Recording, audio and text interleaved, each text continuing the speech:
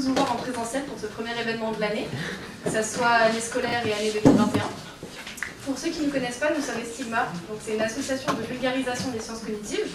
Nous sommes à Lyon 2 et notre but c'est de présenter le fonctionnement du cerveau, que ce soit le fonctionnement pur, au quotidien, ce qui peut nous bloquer ou pas, et aussi pour les études. Donc c'est pour ça qu'on a mis en place le projet Cognitips, c'est pour vous aider, vous, en tant qu'étudiant, grâce aux sciences cognitives. Et c'est ce qu'on va faire aujourd'hui avec une petite présentation autour des stages et la valorisation des dossiers. Donc certes, ça va aider ceux qui sont en sciences cognitives et en psycho parce qu'on va présenter des laboratoires et des choses comme ça. Mais pour ceux qui ne sont pas du tout dans ce genre de formation, c'est toujours utile de savoir comment démarcher et comment aussi se présenter. Vous aurez... Ah, c'est pas ça. C'est bon. Vous aurez une petite présentation par deux étudiantes qui font partie de l'association, Sophie à droite et Astrid à gauche. Elles ont toutes les deux fait une licence MIACH à Lyon 2 et on continue à Lyon 2 en master, que ce soit informatique et sciences cognitives. Et durant leur licence MIACH, elles ont dû faire un stage soit dans une start-up en data science, soit en neurosciences cognitives au CNRS. Du coup, elles vont vous présenter leur expérience. Bonne présentation.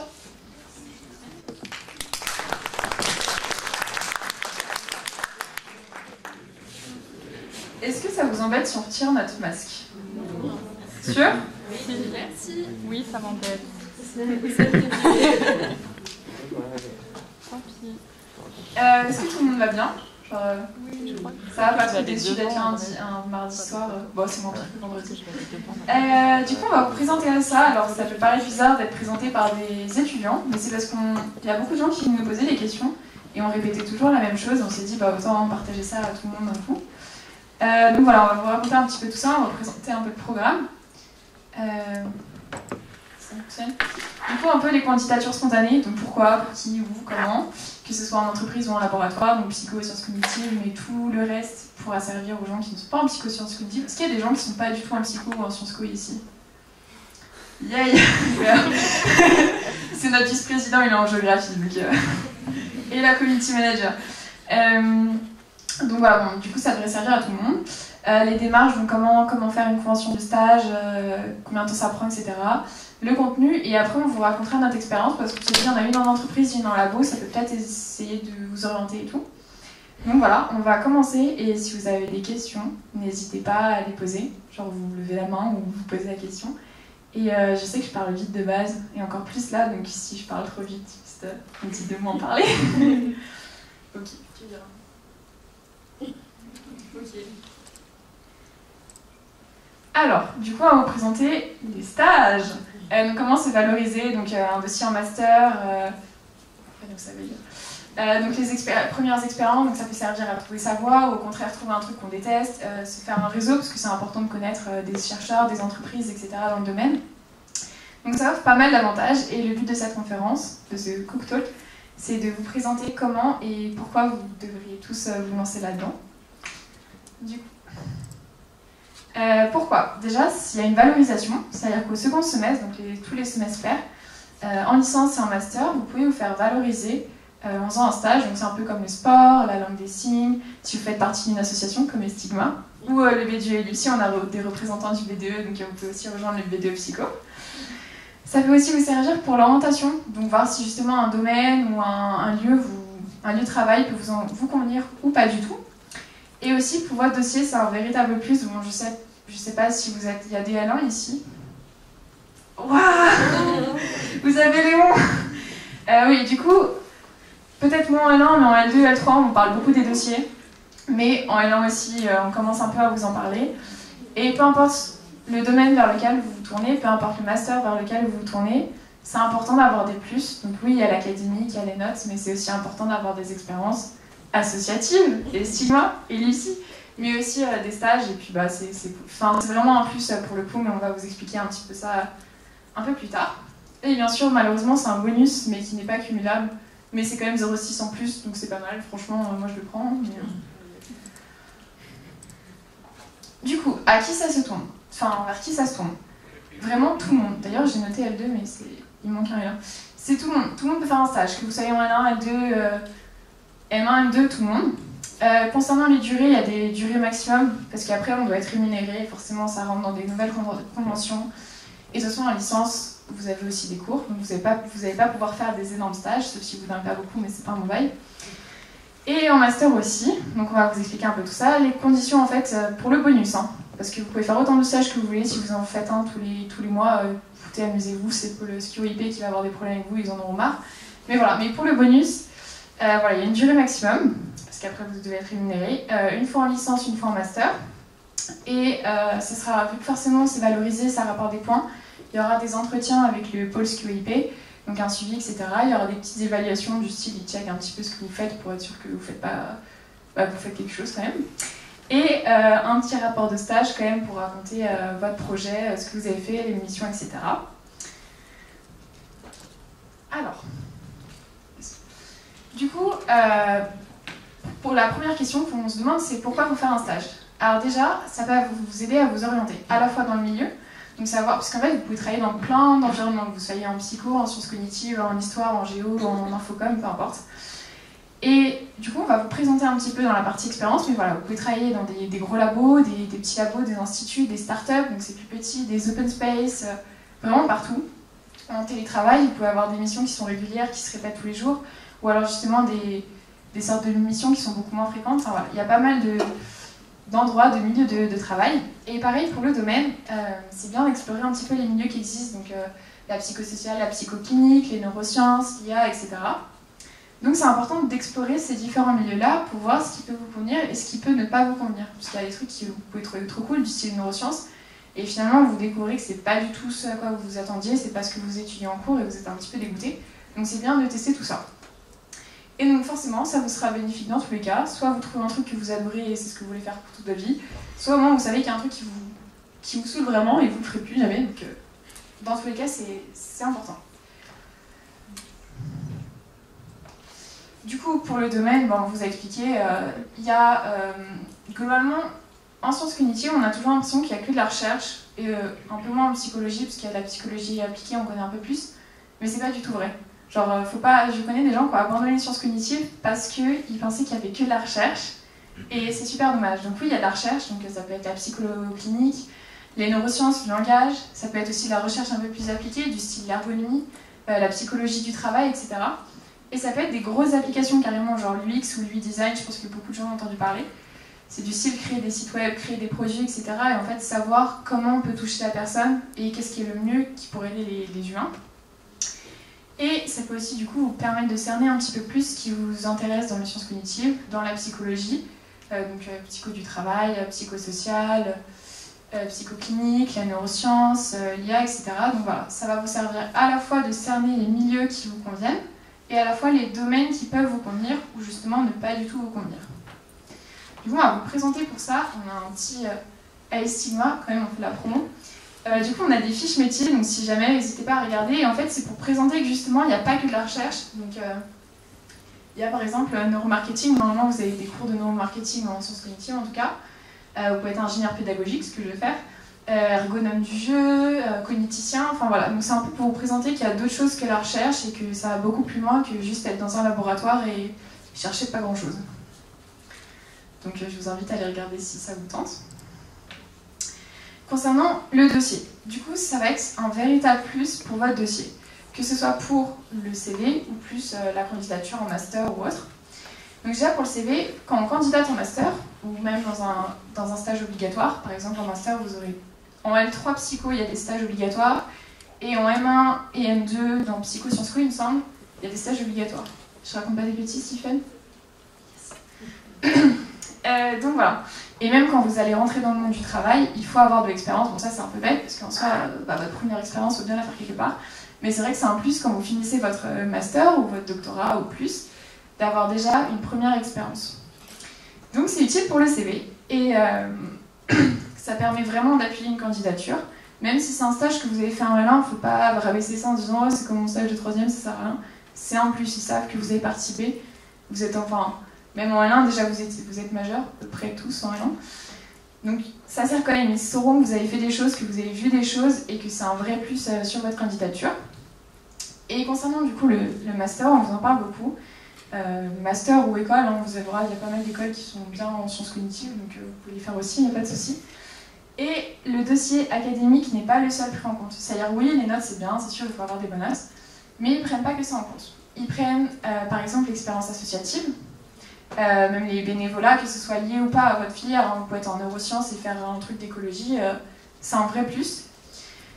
Et les expériences, donc par exemple, si vous avez un job étudiant, c'est un plus, et les stages. En master, ils vont vraiment aussi se focus sur justement si vous avez déjà une expérience, si vous avez déjà un petit peu tenté de vous orienter vers le projet que vous voulez faire. Donc c'est un vrai plus. Et je vous encourage à le faire, même si c'est pas dans un stage, ça peut être une asso, ça peut être un service civique. Et de toute façon, toutes ces choses-là sont valorisées, ça vous rapporte 0,6 sur le semestre, donc rien n'est perdu pour vous. Et du coup, pendant le master, ça vous sert aussi à avoir des contacts pour les stages obligatoires, donc en psycho ou en L3 déjà, et en master en M1 et en M2, globalement dans les deux promos. En psycho aussi, vous avez des stages volontaires, des stages obligatoires en M1 et M2. Ok, bon, voilà, donc ça sert à tout le monde. Et en fait, les équipes, elles sont souvent plus disposées, surtout quand elles travaillent sur des gros projets, que ce soit en entreprise ou en laboratoire, à prendre quelqu'un qui connaît déjà le projet. Alors, rassurez-vous, hein, si vous êtes déjà en M3 ou en M1, et que vous voulez un stage, vous pourrez quand même l'avoir. Mais voilà, c'est vrai si vous avez déjà fait un stage dans un endroit, et que vous leur demandez, bah écoutez, moi j'ai un stage obligatoire l'année prochaine, est-ce que je peux le faire? Ils vont se dire, bon bah, tu connais déjà le projet, tu connais l'équipe, ça va être beaucoup plus simple pour eux et ils seront plus chauds de vous prendre et ça sera moins galère pour vous de trouver un autre stage. Donc c'est aussi un plus.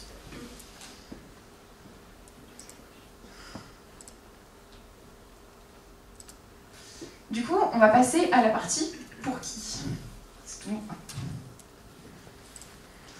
Du coup, c'est tous les profils. Que vous soyez en L1, en M1, en L3 ou en M2, peu importe. Que vous soyez en sciences du langage, en psycho, en sciences cognitives, en géographie, en infocom, c'est important. Foncez. Même si c'est pas forcément lié, vous pouvez être en infocom et vous vous intéressez à la psycho et vice versa, faites des stages. Genre, si ça vous intéresse, foncez.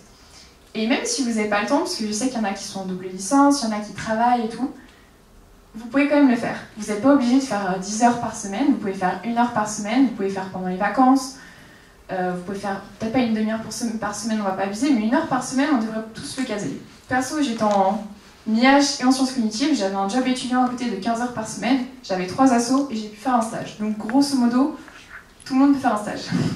Donc allez-y.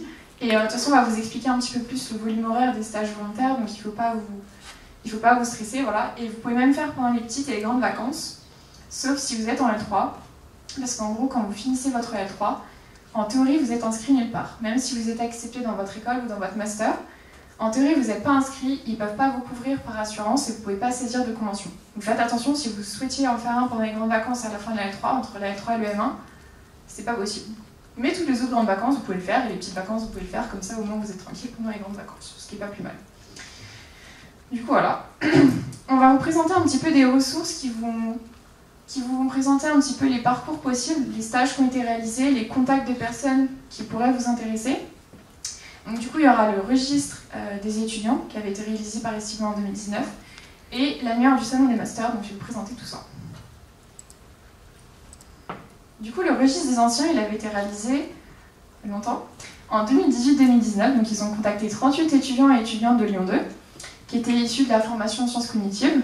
Il faut savoir que même pour les psychos, il y a certains cours qui sont mutualisés avec les sciences cognitives. Par exemple, en M1, on a cours avec les psychologies cognitives et neuropsychologie. Et du coup, on a psychologie cognitive en commun avec eux, méthodologie expérimentale, etc. Donc voilà, c'est vrai que c'est un peu plus orienté sciences cognitives, cette ressource-là, mais ça peut vous servir.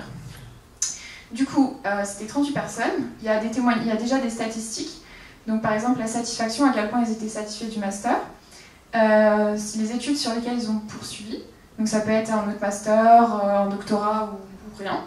Les débouchés professionnels et les moyens qui ont été développés pour trouver le premier emploi. Du style, ils ont continué là où ils avaient déjà fait un stage, ils ont mis du temps, ils n'ont pas mis de temps à le trouver, donc voilà. Et il y a des témoignages. Donc chaque témoignage, c'est la formation de la personne, les stages qu'elle a réalisés, le poste qu'elle occupe potentiellement à ce moment-là, et les conseils. Alors c'est intéressant parce que ça a été réalisé il y a 2 ans, donc il y a un vrai retour dans le sens que même s'ils étaient en train de commencer des études, ou un travail, il y a 2 ans de recul, donc on a encore plus, ils sont déjà un petit peu plus installés dans leur situation, donc ça peut être vraiment intéressant de les contacter. Et du coup, à la fin, vous avez un répertoire où il y a tous les contacts de ces personnes, donc je vais vous montrer un petit peu à quoi ça ressemble. Du coup, vous avez le prénom des gens, donc vous allez peut-être reconnaître certains profs comme Sarah Salgues, Geoffrey Durand, etc., que certains doivent avoir. Et du coup, voilà, vous avez la licence, vous avez les stages qu'ils ont pu faire soit en master, soit en licence, par exemple en L2, là.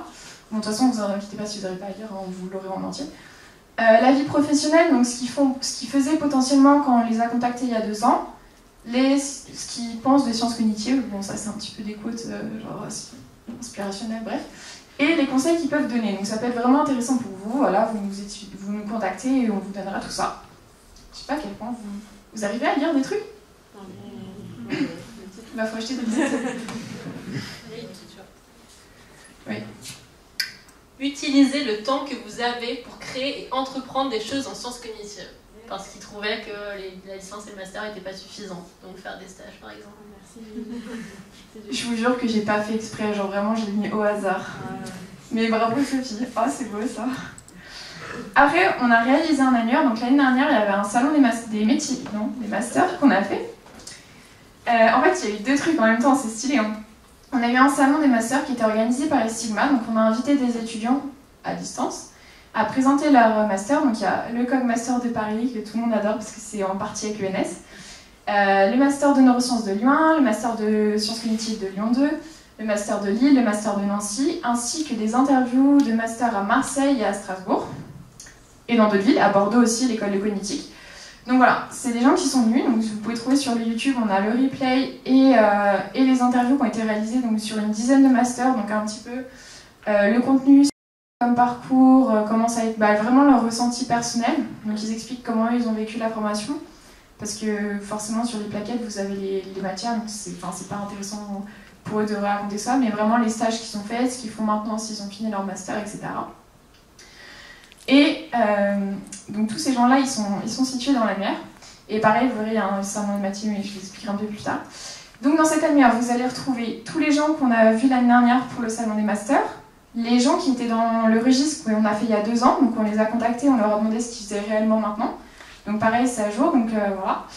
Donc vous trouverez ce qu'ils font réellement. Et vous aurez aussi les structures associatives, donc toutes les structures associatives de France. Donc globalement, il y en a une par grosse ville, moyenne ville. Et il y en a une nationale, il y en a même une qui représente la France et le Québec. Donc pareil, ça peut être intéressant si vous voulez contacter, du style vous voulez partir à Nancy. Vous pourrez déjà prendre contact avec l'association, peut-être qu'elle vous mette en contact avec des anciens étudiants si vous voulez récupérer des cours, etc. Et aussi tous les réseaux et registres alumni connus. Donc il y a des réseaux sur LinkedIn, sur Facebook, et des registres, notamment Nancy. Donc c'est l'association ECOS qui a fait aussi un registre comme Estigma. Donc voilà, dans cet annuaire, vous avez tous ces contacts-là, tous ces liens, donc ça peut vous aider. Non, ça fait des bêtises. Bon, en gros, pour chaque personne, vous aurez son prénom, sa formation, ce qu'elle fait maintenant et son contact. Pour les associations, vous aurez la ville dans laquelle elle est située. Donc si c'est une association nationale, il y aura juste écrit France. Son nom et un Facebook ou un lien sur un site internet pour pouvoir les contacter. Et vraiment, n'hésitez pas à les contacter. Et si vous n'osez pas, vous pouvez nous contacter, on pourra voir avec eux pour qu'ils vous contactent ou qu'ils donnent les informations. Mais voilà, foncez, c'est vraiment un truc en plus. Donc maintenant, on va passer à où vous pouvez faire votre stage. Donc ça va surtout concerner les psychos et les sciences cognitives. Mais globalement, en fait, si vous voulez faire les recherches vous-même, vous pouvez chercher déjà, parce que la plupart des laboratoires sont rattachés aux universités, donc vous pouvez chercher sur les sites des universités. Et sinon, pour les boîtes, vous tapez sciences cognitives Lyon, géographie Lyon, et vous pourrez trouver au moins tous les services dans les mairies, les départements, les entreprises et laboratoires qui travaillent dans la SHS qui vous concerne. Donc vous, on va vous présenter psycho et sciences co, donc ça devrait aller. Du coup, globalement, il y a 2 choses qui s'opposent, mais pas toujours, mais on va les classer comme ça. Donc il y a la recherche, donc vous pouvez faire en laboratoire, dans un centre de recherche, un institut, etc. Les entreprises, il y a des startups, il y a énormément de startups en sciences cognitives. Bon, il y en a en entreprise parce que du style les RH, ils trouvent ça assez fancy d'avoir des sciences cognitives parce que c'est utile et parce qu'ils trouvent ça fancy. Et bon, il y a beaucoup de startups, donc c'est assez intéressant quand on est jeune parce qu'ils sont jeunes, c'est assez sympa de travailler là-bas, ils connaissent déjà les technologies, on travaille en open space, ils connaissent un petit peu plus l'intérêt de la psychologie, des sciences cognitives, et c'est quand même très intéressant de travailler là-bas, puis même si ça ne vous intéresse pas, vous pouvez quand même tester. Donc globalement, vous aurez une liste assez exhaustif pour la recherche et pour les entreprises, donc je vais vous expliquer tout ça. Non, ça a cassé mes images. Du coup, le monde de la recherche, on va vous présenter, il y a l'école doctorale de neurosciences et de cognition de Lyon, et d'autres laboratoires que j'ai rencontrés au fur et à mesure du temps, donc ça devrait déjà vous faire une bonne liste. Donc, l'école doctorale de neurosciences et cognition, c'est une des 2 seules écoles en France qui se consacre... Je suis la seule à avoir entendu un gros... Oui, okay. Si ça me tombe dessus, bah, c'était un plaisir de vous connaître. Donc, c'est une des 2 seules écoles doctorales qui se consacre à l'étude du cerveau et de ses fonctions. Et donc, elle réunit la communauté scientifique lyonnaise qui est spécialisée en neurosciences, avec un développement particulier sur les neurosciences intégratives, les sciences cognitives aussi. Donc, vraiment, une école doctorale, pour ceux qui ne savent pas, c'est l'école où on passe le concours de l'école, enfin, le concours de l'école doctorale, donc des concours pour obtenir des financements pour faire une thèse. Et donc, en fait, c'est indépendant des facs. Donc, par exemple, à Lyon 2, si on fait une thèse, on est rattaché à Lyon 1, comme si on était un étudiant Lyon 1. Donc, c'est une grosse école doctorale qui regroupe tous les laboratoires, quasi tous les laboratoires qu'on trouve. Du coup, ici, il y a le CRNL, que vous devez tous connaître, donc en neurosciences, l'ISC, là où j'ai fait mon stage, l'Institut Cellules Souches et Cerveau, donc c'est un peu plus biologie, neuromyogène aussi, le laboratoire dynamique du langage qui concerne les psychos, la science cognitive et les sciences du langage, et le laboratoire EMC qui se situe à Lyon 2. La plupart de vos profils doivent être issus de Lyon 2, de l'EMC d'ailleurs. Du coup, j'ai fait une petite recherche et je me suis dit on va vous présenter toutes les équipes. Comme ça, vous pourrez directement avoir une idée de qui contacter et où faire votre stage directement. Du coup, le premier, c'est le CRNL, qui se situe à Vinatier, à Bron. T'inquiète pas, il n'y a pas besoin de photos, ça sera déposé. Ouais, vous aurez un enregistrement de... En gros, vous aurez un replay et le diaporama, il y aura des fiches pour vous résumer tout ça. Donc ça se situe au Vinatier, à Bron, ce qui n'est pas très très loin. Le directeur, c'est Olivier Bertrand, il y a son mail si jamais vous voulez contacter. Mais le mieux, c'est de vous intéresser aux équipes. Donc eux, le CRNL, il est quand même bien concentré sur, spoiler, les neurosciences. Donc il y a beaucoup de trucs de biochimie, de neurosciences, ça étudie le système nerveux, le neurodéveloppement, etc. Mais c'est assez intéressant si vous voulez un petit peu plus étudier les neurosciences, que ce soit en psycho ou en sciences cognitives, il y a quand même des parcours de neuropsycho. Il y a 2 parcours de neuropsycho à Lyon 2. Donc voilà, ça peut être intéressant si vous voulez voir un petit peu plus l'aspect plutôt biologique, biochimique, physiologique, etc. Donc là, c'est toutes les équipes qui existent là-bas. Je ne sais pas si vous voulez que je laisse un petit peu plus longtemps, c'est bon. Non, ça va casser. Après, c'est localisé au même endroit, donc il y a le Vinatier, il y a l'hôpital, enfin le CHU, il y a le CRNL, et il y a l'Institut des sciences cognitives Marc Jeanneret, donc qui se situe aussi à Vinatier. Globalement, c'est le terminus du T6, si vous voulez y aller, c'est vraiment pas loin. Le directeur, c'est Pierre-Francisco Ferrari, qui est un petit bonhomme assez sympa. Non, il est super sympa, et pareil, vous pouvez aussi le contacter lui directement, si vous ne savez pas vers quelle... Sophie l'a contacté d'ailleurs. Si vous voulez faire un stage là-bas et qu'il n'y a pas une école, une équipe qui vous plaît particulièrement, vous pouvez voir directement avec lui, et il répond assez vite. Hein. Elle vous racontera tout ça. Alors, c'est assez spécial, vous avez vu, c'est pas que je sais pas traduire, bon, si je sais traduire quand même, c'est qu'il y a beaucoup d'équipes de pas mal de nationalités, donc c'est-à-dire que quand on travaille là-bas, souvent les mails sont en anglais, parce qu'il y a des gens qui viennent de pas mal d'horizons, donc voilà, il faut aussi vous attendre si vous faites un stage là-bas, bon, vous aurez une équipe, ça dépend de l'équipe dans laquelle vous êtes, mais parfois c'est plus simple pour eux de communiquer en anglais, parce qu'ils viennent du Brésil, d'Argentine, d'Allemagne, etc. Donc voilà, il y en a qui sont en anglais, mais vous rassurez-vous, il y aura quand même des chercheurs et des doctorants qui sont français et qui parlent français. Mais voilà. Donc du coup, eux, c'est une aile du laboratoire de Lyon, qui est en neurosciences cognitives. Donc c'est un petit peu moins neurosciences que le CNRL, mais ça reste un petit peu neurosciences, vous voyez, en fonction des titres. Mais c'est assez intéressant, ils étudient beaucoup les pathologies, ce qui peut être intéressant quand vous étudiez en psychologie, et aussi en sciences cognitives, parce que pareil, il y a un parcours en M2, c'est neuropsychologie et neurosciences cliniques, et donc c'est très axé sur les pathologies. Et donc par exemple, là vous pouvez travailler sur l'anorexie, je vous présenterai, sur la schizophrénie, sur Gilles Latourette, sur la maladie de Parkinson. Et c'est assez intéressant, même si finalement vous ne tournez pas vers les pathologies, parce que c'est comme ça qu'on arrive à étudier le cerveau et les sciences cognitives, c'est grâce aux pathologies, c'est comme ça qu'on découvre le fonctionnement normal. Donc voilà, ça peut être assez intéressant aussi pour vous d'étudier. Et le laboratoire de neuroéconomie, c'est super intéressant, parce que je ne sais pas s'il y a peut-être des gens qui s'intéressent à l'économie, mais en fait on réalise que quand on travaille en neurosciences, il y a pas mal de choses qui sont liées du style, j'ai fait un mémoire sur l'anorexie, et j'ai utilisé des concepts et des articles en neuroéconomie, parce que ça étudie aussi la prise de décision, etc. Du style, c'était un article qui expliquait pourquoi on achetait des choses. Donc voilà, ça peut être aussi intéressant, même si vous êtes en sciences cognitives et tout, vous pouvez tester la neuroéconomie. Je suis sûre que vous allez adorer, donc il faut tester. Après, on a l'Institut Soul. Je crois que j'ai fait ça un truc. Donc l'Institut Cellules Souches et Cerveau, qui est beaucoup plus petit que le CNRL et le ISC, c'est vraiment des gros trucs qui sont tous les deux au Vinatier, ça occupe un énorme espace. Et l'Institut Cellules Souches et Cerveau, c'est beaucoup plus petit. Donc pareil, forcément, vu le titre, c'est un petit peu plus de la biologie. Mais voilà, pareil, ça peut être intéressant. C'est aussi pas très loin, c'est derrière l'hôpital cardio-neuro. Donc c'est pareil, le T6, hôpital Est, Pinal, donc c'est dans le même coin. Et voilà, ça pareil, ça peut être assez intéressant, ça, les troubles affectifs, etc. Ça peut être aussi être intéressant du côté plutôt psycho. Donc faut pas hésiter, même si c'est un nom un petit peu bio. Après, on a l'Institut Neuromyogène. Je suis trop dégoûtée, pourquoi il n'y a pas d'image?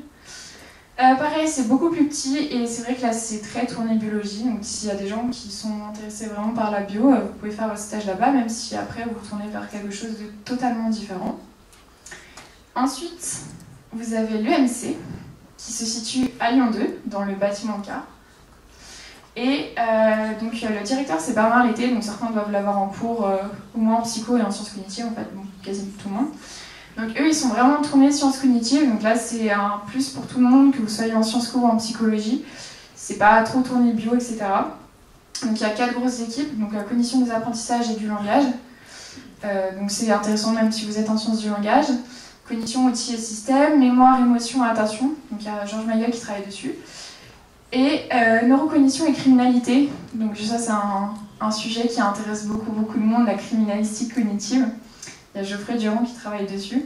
Donc voilà, je pense que c'est assez intéressant, surtout qu'il faut savoir qu'en France, il n'y a pas d'études particulières pour travailler dans la criminalistique cognitive. Donc ça peut être intéressant de faire un stage là-bas, de voir si ça vous intéresse, et puis peut-être un petit peu faire des contacts et voir si vous voulez poursuivre dans cette voie. Mais voilà, c'est intéressant, et puis en plus c'est sur place, donc pour le coup, pour un stage volontaire, c'est super, vous pouvez faire ça entre vos cours, passer quand vous avez 2 heures de trou. Donc c'est pas mal. Après, on a le laboratoire dynamique du langage, donc lui qui est au centre Berthelot, donc dans le centre, Lyon 7. C'est pas très loin, enfin c'est vers la fac des Quais. Et donc eux, ils sont très tournés sur le langage.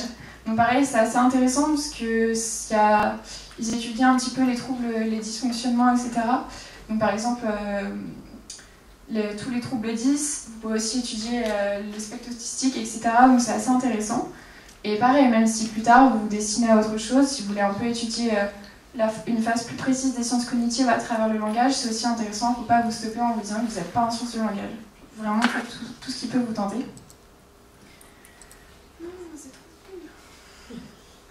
Je suis désolée, il y a des vraies images, on peut me croire. Je peux préciser un petit truc dedans? Oui, j'arrive, ça va Intervention. Il se trouve que je suis en train de chercher un stage en ce moment et j'ai fait la plupart de ces sites.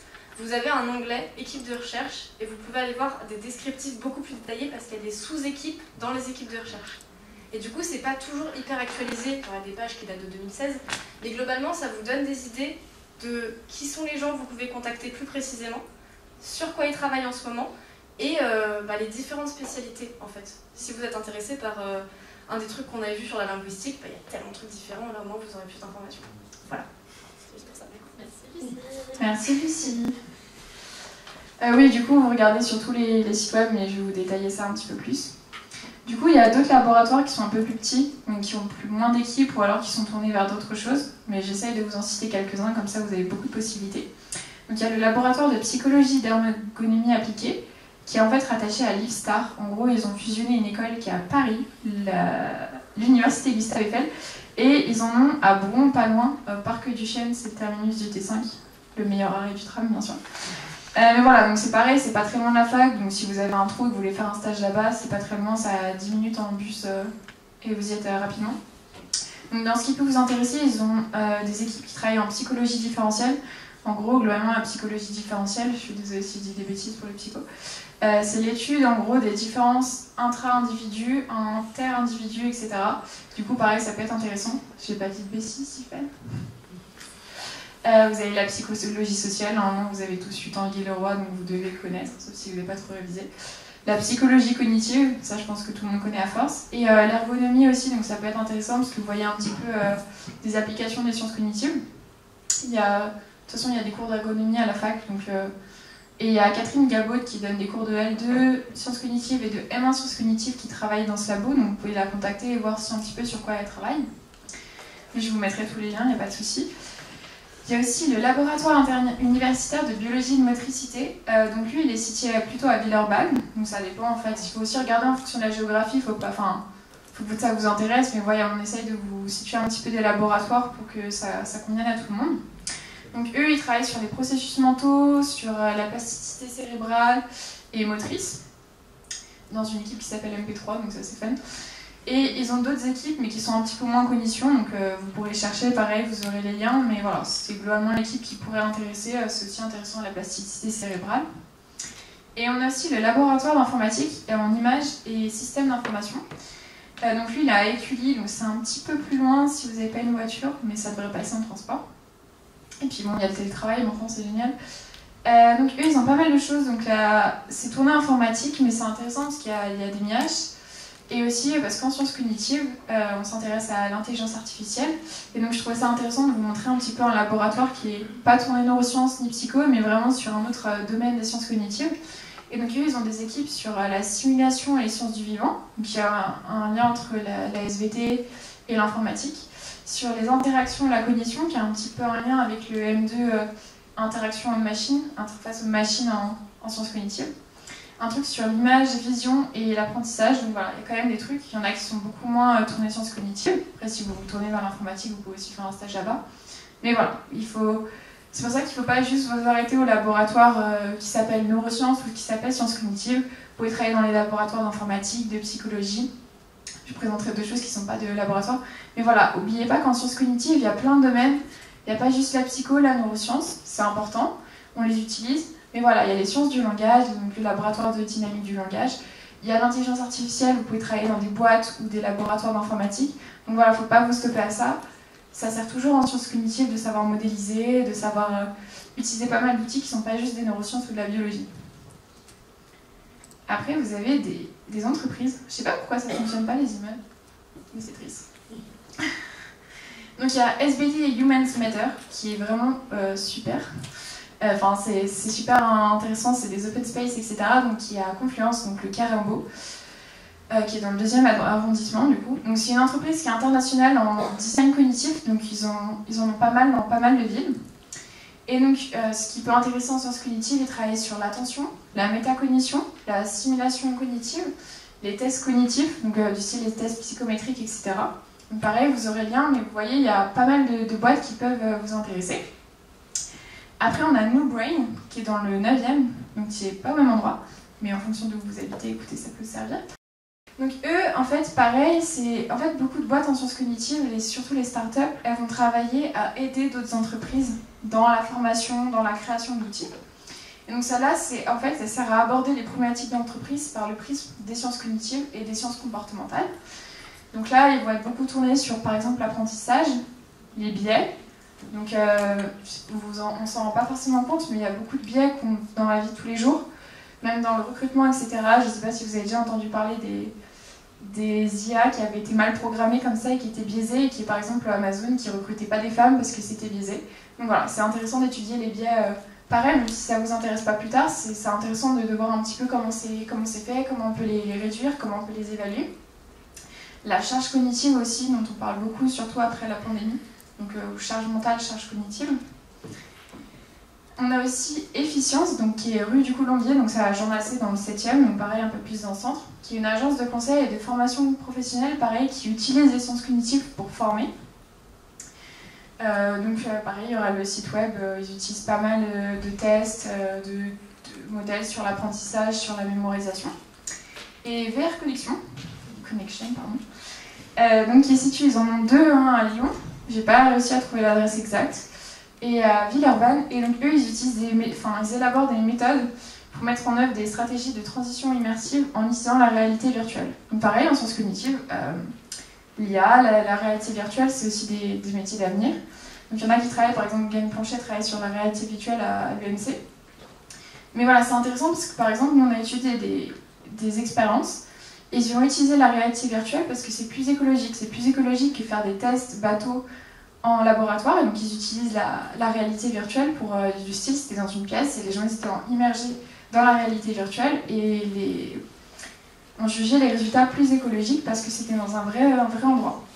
Donc voilà, et c'est aussi pour vous montrer qu'on peut utiliser la réalité virtuelle pour former des gens, pour améliorer les liens en entreprise, pour créer de meilleurs produits.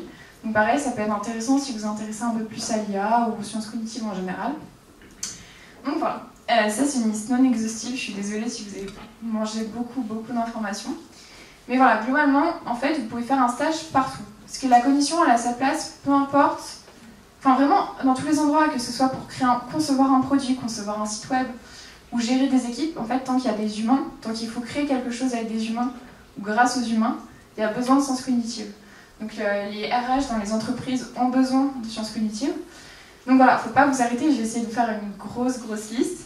Mais voilà, vous n'êtes pas obligé de postuler que là. S'il y a une entreprise, un laboratoire qui travaille sur quelque chose qui vous intéresse, qui ne vous paraît pas forcément lié aux sciences cognitives, on a toujours besoin de savoir comment fonctionne la cognition, comment fonctionne l'humain, comment créer un produit ou gérer une équipe de manière que ce soit optimisé par rapport à l'homme. Donc voilà, n'hésitez pas à postuler même dans des endroits que je n'ai pas cités. Il y en a déjà pas mal, mais n'hésitez pas. Donc maintenant, on va vous expliquer comment faire un stage volontaire. Vous voulez faire une pause buffet? Ok, et bah pause buffet. Est-ce que vous avez des questions entre-temps ou... Ok, bah on reste là si vous avez des questions, on fait une petite pause buffet, on revient dans 10-15 minutes.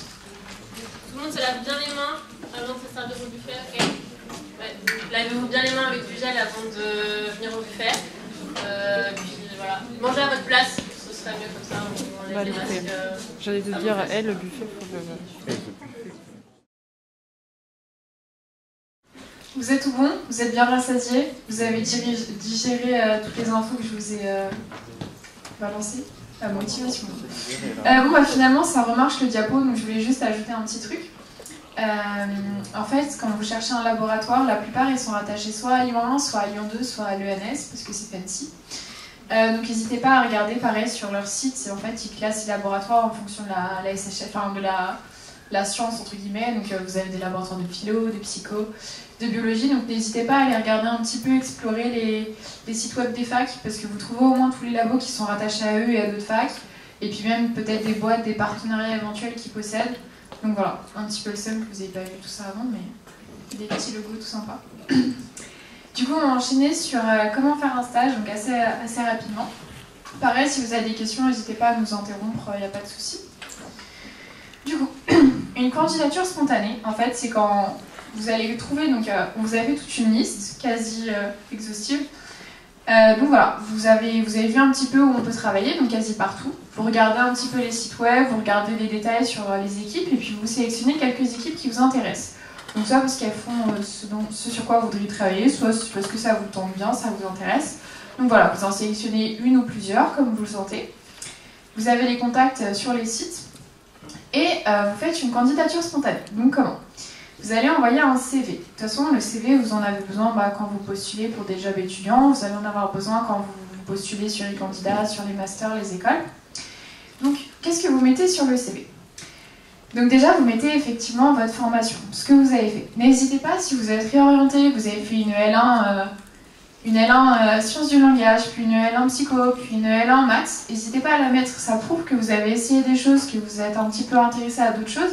Donc voilà, il ne faut pas vous en cacher, avoir peur que vous soyez réorienté. C'est bien, vous n'avez pas perdu un an, vous avez appris des choses sur vous et en formation. Donc voilà, n'hésitez pas à mettre tout ce que vous avez fait comme formation.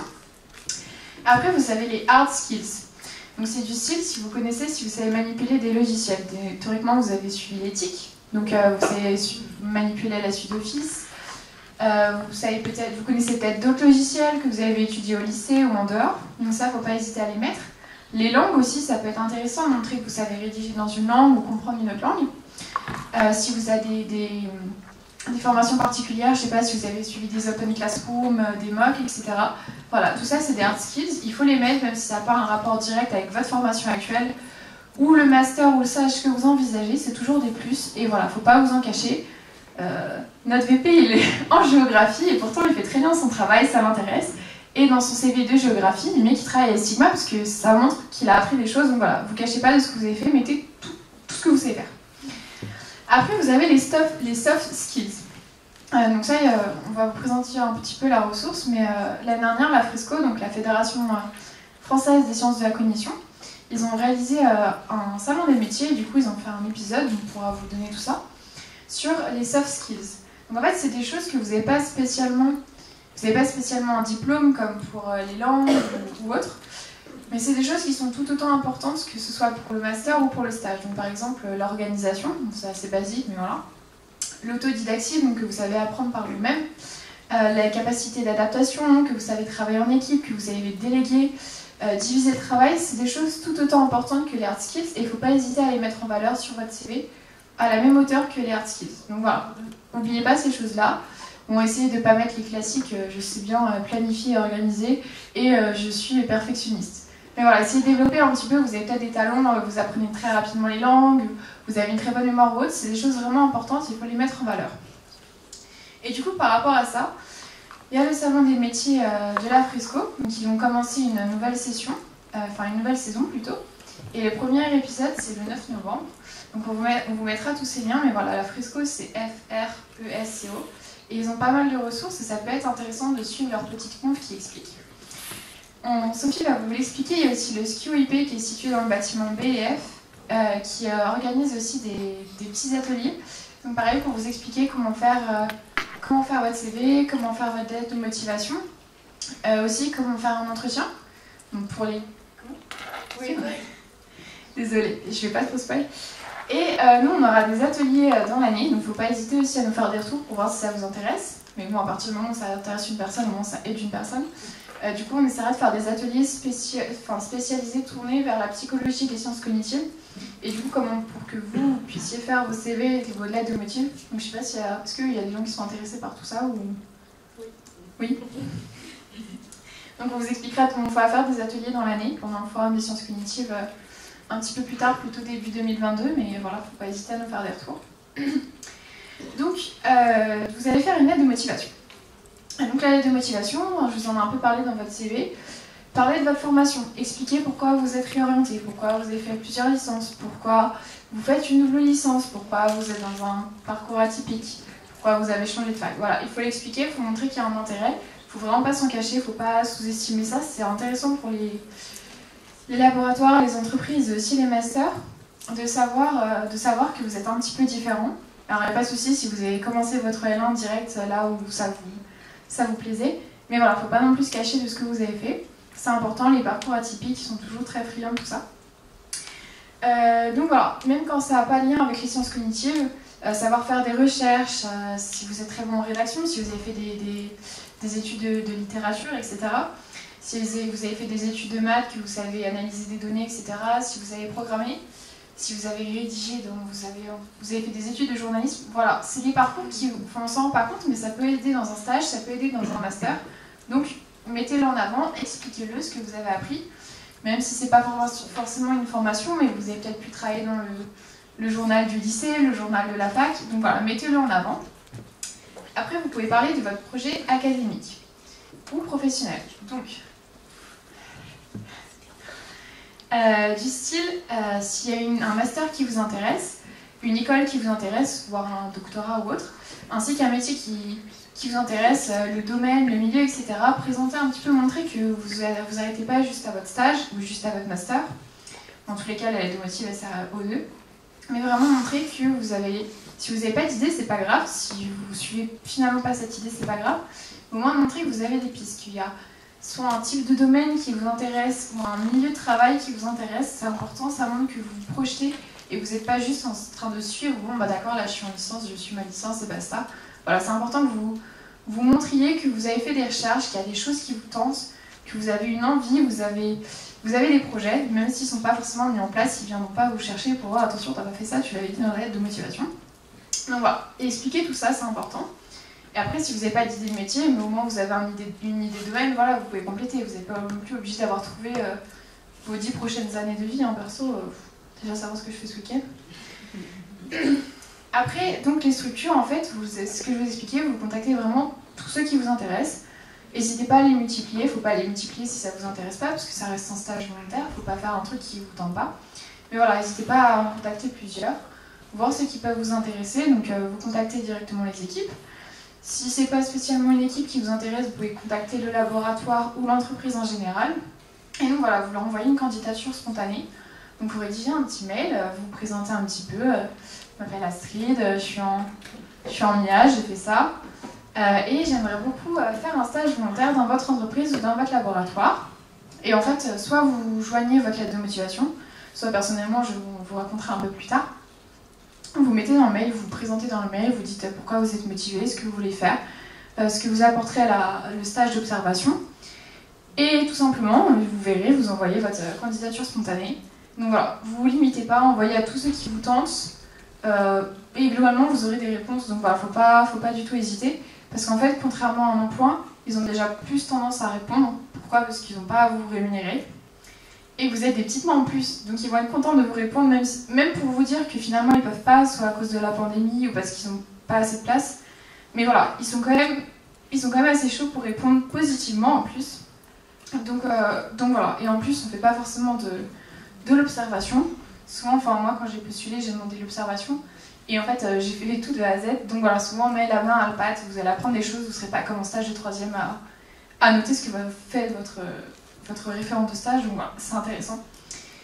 Et pour les M2, vous n'êtes pas oublié, parce que dans les stages volontaires, les M2, on ne peut pas le faire au 2e semestre parce qu'il y a un stage obligatoire. Mais c'est important de comme en faire un par exemple en M1 et de pouvoir continuer en M2. Donc voilà, dans tous les cas, c'est intéressant. Et si vous êtes en M2, forcément, ça va être un stage rémunéré. Mais normalement, pareil, ils gardent des places pour les M2. Il y a souvent une place par équipe qui est conservée pour un M2. Donc voilà, il ne faut pas s'inquiéter, peu importe le niveau dans lequel vous êtes. Si c'est rémunéré, forcément, ils ont une place attribuée, mais il faut les contacter assez tôt. Et si c'est pas rémunéré, donc volontaire, comme le cas de cette conférence, vous pourrez postuler et ils auront forcément de la place pour vous, parce qu'ils n'ont pas de quota spécifique pour tout ça. Après, faites quand même attention. C'est vrai que la pandémie, elle est en train de se régler, mais voilà, il y a des infrastructures qui sont un petit peu limitées par rapport à ça. Mais postulez, vous n'avez rien à perdre, c'est la même lettre que vous envoyez à tout le monde, donc faut pas s'embêter. Du coup, je vais laisser la place à Sophie qui va vous présenter les démarches à suivre. Bon, déjà ça va, vous n'avez pas de questions sur ce qu'on nous a présenté à Astrid? C'est intéressant, moi j'ai appris des trucs perso, donc j'ai préparé le diapo. Ouais, juste pour refaire un point, un mot qui n'a pas été prononcé, mais qui pour moi est important, je trouve que c'est la curiosité. En fait, ce qui représente un stage volontaire, c'est la curiosité. C'est montrer pourquoi vous faites vos études. Parce que c'est bien de s'inscrire à l'université, de suivre plus ou moins les cours, d'avoir plus ou moins de bonnes notes. Ce qui intéresse les dossiers de master, les stages obligatoires, c'est est-ce que vous êtes motivé, est-ce que vous êtes curieux d'apprendre. Donc pour moi, c'est vraiment... En fait, même si vous n'avez pas de projet professionnel, je ne sais pas si vous êtes déjà arrivé, mais ça vous arrivera. Un jour, on vous dit, dis-moi en 10 mots ton projet professionnel. Ça fait 10 ans que je ne sais pas, et je pense que je ne saurai toujours pas dans 10 ans, parce que c'est bien de changer la vie. Mais du coup, quand vous ne savez pas quoi dire, il faut exprimer votre curiosité. Dire ce que vous faites. Je ne sais pas vous, mais moi, perso, les Sciences Co, j'ai découvert ça, puis après, je passe mon temps à découvrir des domaines, à découvrir tout plein de types d'activités qui ont un rapport. Ça, c'est la curiosité et c'est ce qui construira votre projet professionnel. Donc, il ne faut pas hésiter à montrer votre motivation. C'est pas pour rien que ça s'appelle une lettre de motivation, c'est pas juste les trucs chiants en mode j'ai fait ma licence, machin. C'est vraiment, il ne faut pas hésiter à être original et à raconter un peu votre vie. Du coup, on parle de stage, donc on parle administratif. Je sais pas vous, mais moi j'aime pas l'administratif. Et ça fait un peu peur parce que moi, on m'a souvent dit de faire des stages, on m'a jamais dit comment faire, on m'a jamais dit qui contacter, on m'a jamais dit comment m'y prendre, est-ce qu'il faut s'y prendre à l'avance. On va un peu essayer de vous répondre à tout ça. En gros là, on va vous donner les étapes, qui contacter, Et le but, c'est que vous ne perdez pas trop de temps et que surtout vous y preniez à temps, parce que c'est con de louper son stage parce qu'on ne s'est pas pris trop tôt. Donc à la fac, ça va se passer... À la fac, du coup, ça va se passer au pôle SKIOIP. Donc c'est le service commun universitaire d'information et d'orientation et d'insertion professionnelle. Donc ils ne font pas que des stages du tout. Ouais. Donc en fait, ce pôle, il sert à plein de choses. Donc comme on a dit, il est au rez-de-chaussée des bâtiments B et F. Faut pas hésiter à nous demander si vous ne savez pas, mais en vrai, il est assez visible de dehors. Donc il sert à plein de choses. Il peut vous aider en termes d'orientation. Je ne sais pas si vous connaissez les semestres rebonds, mais c'est d'actualité pour les premières années. Plutôt que quand vous arrivez à la fac et que vous vous rendez compte que votre inscription ne vous intéresse pas, plutôt que de perdre une année, ils vont vous proposer éventuellement de rejoindre une autre licence en semestre 2 directement. C'est des choses importantes.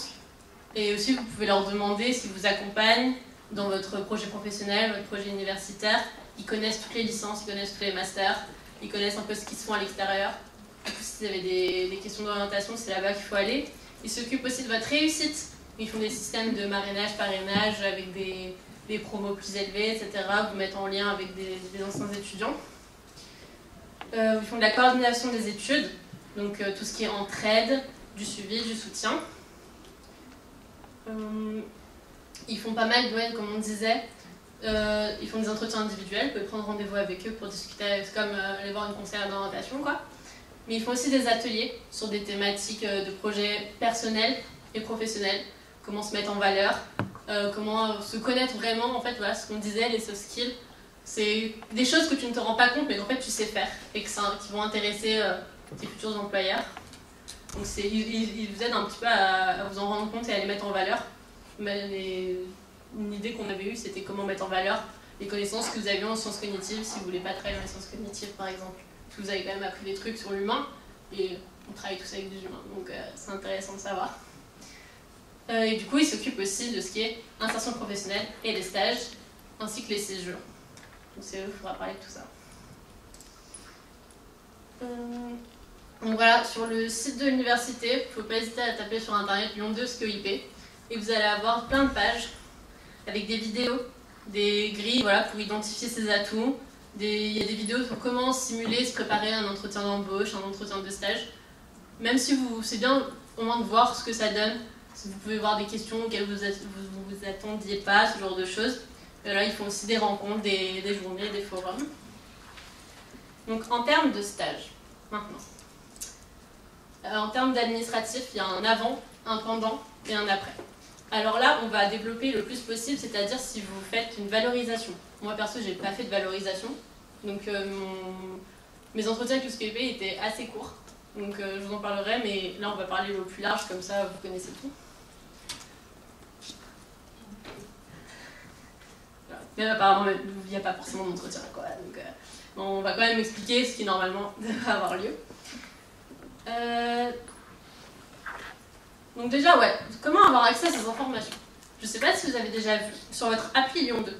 Donc là où vous avez votre emploi du temps, vos mails, le Moodle, il y a une petite case qui s'appelle Pistage. Et en fait, ça renvoie sur le site internet de Lyon 2 et ça vous donne la démarche. C'est ce que je vais vous expliquer, mais tout est récupérable là-bas. On vous dit qui contacter d'abord, qu'il ne faut pas d'abord faire une convention, etc. On va le reprendre. Donc en gros, il y a un avant, tout ce qui est administratif, entretien, préparation. Pendant éventuellement des entretiens, ils viennent voir un petit peu si vous travaillez, si ça se passe bien. Et un après, donc le bilan du stage et le rapport, si vous faites une valorisation. Donc la première étape, l'avant. Qu'est-ce qu'il faut faire quand vous voulez faire un stage? Premièrement, on ne l'a pas noté, mais c'est de trouver votre stage. Contactez le labo, l'entreprise, mettez-vous d'accord. Vous pouvez tout à fait les rencontrer, discuter de toutes les modalités avant même d'en parler à la fac. C'est mieux, comme ça les démarches de la fac iront plus vite. Mais il faut avoir votre stage, quoi. C'est pas, vous n'allez pas voir Lyon 2 en mode je veux faire un stage je sais pas où, parce qu'ils vont faire bon, pas le truc pour toi quand même. Il faut un petit peu de motivation, quoi. Donc une fois que vous avez votre contact, vous savez ce que vous voulez faire, vous envoyez un mail. Donc j'ai mis l'adresse, c'est stage.volontaire@unilyon2.fr. Tout est retrouvable sur le site, hein, je l'ai pas inventé. Vous leur envoyez votre CV, une petite présentation du projet de stage. Ça n'a pas besoin d'être beaucoup élaboré, c'est juste je suis en telle étude, je veux faire un stage à tel endroit, pourquoi? Qu'est-ce que je pense que ça va m'apporter? Est-ce que je les ai déjà contactés? Qu'est-ce qu'ils m'ont dit que j'allais faire, etc. Toutes les informations que vous avez. Une attestation de responsabilité civile et une copie, un screen de votre emploi du temps si vous allez faire votre stage pendant les cours. Parce qu'il est important de savoir que vous ne pouvez pas, vous n'allez pas être excusé de vos cours si vous faites un stage. Si vous voulez sécher un cours pour aller en stage, c'est comme vous voulez, mais vous n'allez pas avoir d'excuses. Donc techniquement, sur le papier, il faut que vos horaires de stage soient en dehors de vos cours. Et ensuite, ils vont recevoir ça, ils vont vous répondre par mail. Et il est possible que vous ayez un rendez-vous ou un appel téléphonique avec une des personnes qui travaille au COLSC IEP. Elle va valider, ils vont valider la pertinence du stage, ils vont un peu vous redemander de récapituler, tout ça. Ils vont vous guider un petit peu sur les choses qui doivent se passer, qui ne doivent pas se passer pendant un stage. Et ensuite, ils vont vous inviter à remplir une convention de stage sur la plateforme de stage. Donc, c'est accessible, comme je vous le disais, appli, les stages. Vous allez avoir le lien du site internet et sur le site, il y a le lien de la plateforme. Ça fait un peu peur, c'est un peu moche. Lyon 2, tout ça, ils sont pas très ergonomiques, ça ils connaissent pas trop. Mais voilà, c'est un grand truc à remplir, c'est un peu impressionnant. Mais de ce que je me souviens, il y a toutes vos informations personnelles, les informations de l'entreprise ou du labo. Donc quand vous en êtes à l'étape de la convention, c'est bien d'avoir sous la main votre tuteur, tutrice de là où vous allez faire votre stage. Soit vous pouvez lui donner un coup de téléphone, lui envoyer un mail, être avec lui, parce qu'il faut plein d'informations. En gros, sur le site, vous avez une fiche qui s'appelle fiche d'information, et en fait, qui est un peu une copie de la convention. Et juste, vous la remplissez sur vos informations. Normalement, vous connaissez votre prénom, votre nom, j'espère. Et après, juste, vous l'envoyez à la personne qui va vous accueillir. Il va remplir du style l'adresse, le nombre de personnes qui sont à l'intérieur. Puis bon, Sophie, elle a bien se compliquer la vie. Et il va juste remplir les informations que vous n'êtes pas censé connaître, du style le numéro de tiré, etc. Enfin, si ça vous amuse, écoutez, apprenez-le. Mais voilà, normalement, vous remplissez cette fiche, vous remplissez votre partie, vous envoyez à la personne qui vous accueille. Et comme ça, quand vous remplirez la convention, vous aurez toutes les informations, vous pouvez les retaper petit à petit, et il n'y aura pas de souci. Oui, voilà. Comme quoi, déjà, on n'a pas des expériences différentes. Effectivement, j'allais le dire, sur la page du site, vous avez un exemple. Enfin, moi, je considère ça comme un exemple de convention, donc c'est les cases vides, quoi. Et effectivement, vous pouvez demander à l'entreprise ou au labo de remplir les infos, et ensuite vous les reportez sur la plateforme pour faire votre convention. Donc vous saisissez votre convention, et ensuite ça va vous donner un numéro de convention. Et moi, il me semble qu'il fallait que j'envoie un mail à la personne du CQEP avec qui j'avais le contact. Et je lui dis, voilà, j'ai fait ma convention, vous pouvez la vérifier. Il la vérifie, et une fois que c'est bon, c'est le truc chiant des conventions. Il faut aller la faire signer là où vous allez faire votre stage. Il faut aller la faire signer à Lyon 2. Il faut leur redonner une copie. Nous, on avait de la chance. Avec le confinement, c'était des signatures numériques, mais normalement, c'est des signatures papier. Du coup, il faut payer des timbres, il faut se déplacer. C'est un peu chiant. Mais c'est important. Et du coup, tout ça, ça prend du temps. Franchement, il ne faut pas croire que ça se fera en une semaine. Moi, je conseille, je sais plus, j'avais vu l'info. Ouais, je crois que c'était moins 20 jours. Donc, compter un mois, quoi, en enlevant les week-ends. Sachant qu'il faut faire attention, mais il y a des périodes à l'université où tout le monde va faire un stage, genre mars-avril. Du coup, ils vont avoir masse de conventions à faire. Donc, si vous pouvez vous y prendre à l'avance, voilà. Parce qu'en gros, vu qu'elle est signée par vous, la fac et la personne qui vous accueille, parfois ça prend du temps avec la personne qui vous accueille, du style l'Institut des sciences cognitives, c'est en fait une sous-délégation du CNRS et c'est obligé de remonter jusqu'au directeur du CNRS qui signe le petit papier en disant que vous allez faire un petit stage. Et donc ça prend du temps, donc voilà, faites attention. Si c'est à l'EMC, à Lyon 2, ça prend moins de temps. Mais voilà, prenez le temps, il vaut mieux faire en avance et comme ça vous êtes tranquille. Merci de me prévenir, j'étais pas au courant. Yes. Donc voilà, vous avez des questions sur le côté pratique de la saisie de la convention, etc. Franchement, les gens disaient que ça faisait peur, au final, on s'en est tous sortis, donc ça doit aller. Hein. Surtout pas. Vous pouvez toujours aller contacter le CQEP si vous avez des questions, mais c'est juste qu'ils vous répondront, ils mettront 2 jours à vous répondre, quoi, donc ça ralentit forcément la procédure. Donc voilà. Le pendant, vous faites votre stage tranquillement, tout se passe bien, et éventuellement, je sais pas si c'était Covid, pas Covid, motivation, pas motivation. Moi, j'ai pas entendu parler de la fac pendant mon stage. Hein, je pense pas qu'ils sont allés appeler mon tuteur, sinon ils m'auraient dit. Donc vous pouvez éventuellement avoir des entretiens. En fait, ça dépend peut-être de la durée de votre stage ou de la valorisation. Même là. Vous pouvez avoir des entretiens avec votre tuteur de Lyon 2. Un petit suivi avec l'entreprise, donc il y aura peut-être des contacts, voilà, peut-être entreprise, fac, vous, entreprise, vous, fac. Donc des échanges, vérifier que les horaires sont respectés, peut-être que vous vérifiez si vous travaillez bien, qu'on ne vous donne pas une valorisation pour rien, même s'il y a le rapport. Et du coup, la dernière étape, chose qu'il faut toujours faire, normalement, c'est une fiche bilan. Normalement, quand vous saisissez votre convention, on vous dit, voilà, n'oubliez pas à la fin de votre stage de remplir cette feuille. Ça nous dit bien que vous avez fait votre stage, que ça s'est bien passé, etc. Et éventuellement, vous aurez des entretiens. Et si vous voulez le faire valoriser, vous aurez un rapport de stage. Rien de très... c'est pas non plus un rapport de stage obligatoire. Hein. Une petite intro avec la démarche, comment vous avez trouvé votre stage, la structure, où vous l'avez fait. Une première partie sur vos missions, les activités, voilà ce que vous avez fait. Ensuite, à quoi ça vous a servi concrètement, des compétences, le réseau que vous avez pu avoir. Une petite conclusion, voilà, la valorisation académique professionnelle, 10 pages maximum. Pas de pression, il ne faut pas oublier de le faire si vous voulez faire valoriser. Et c'est tout. Vous avez des questions? Alors, on va passer rapidement à une petite partie sur le contenu du stage et après il y aura nos présentations. Vous ne savez pas du tout qui on est et pourquoi on est là, donc on vous expliquera à la fin pour que c'est intéressant sur nous. Du coup, juste pour ajouter, donc tout ça, ce qu'on a expliqué, faut faire les conventions, peu importe si c'est valorisé ou non. Mais voilà, si vous voulez le bonus, il faut le rapport. Et un petit conseil, si vous faites, pour pas galérer pour votre rapport, ce que vous faites, c'est que moi, à la fin de chaque jour, j'avais un petit carnet et je notais un petit peu ce que j'avais fait. Donc parfois, je faisais pas grand-chose.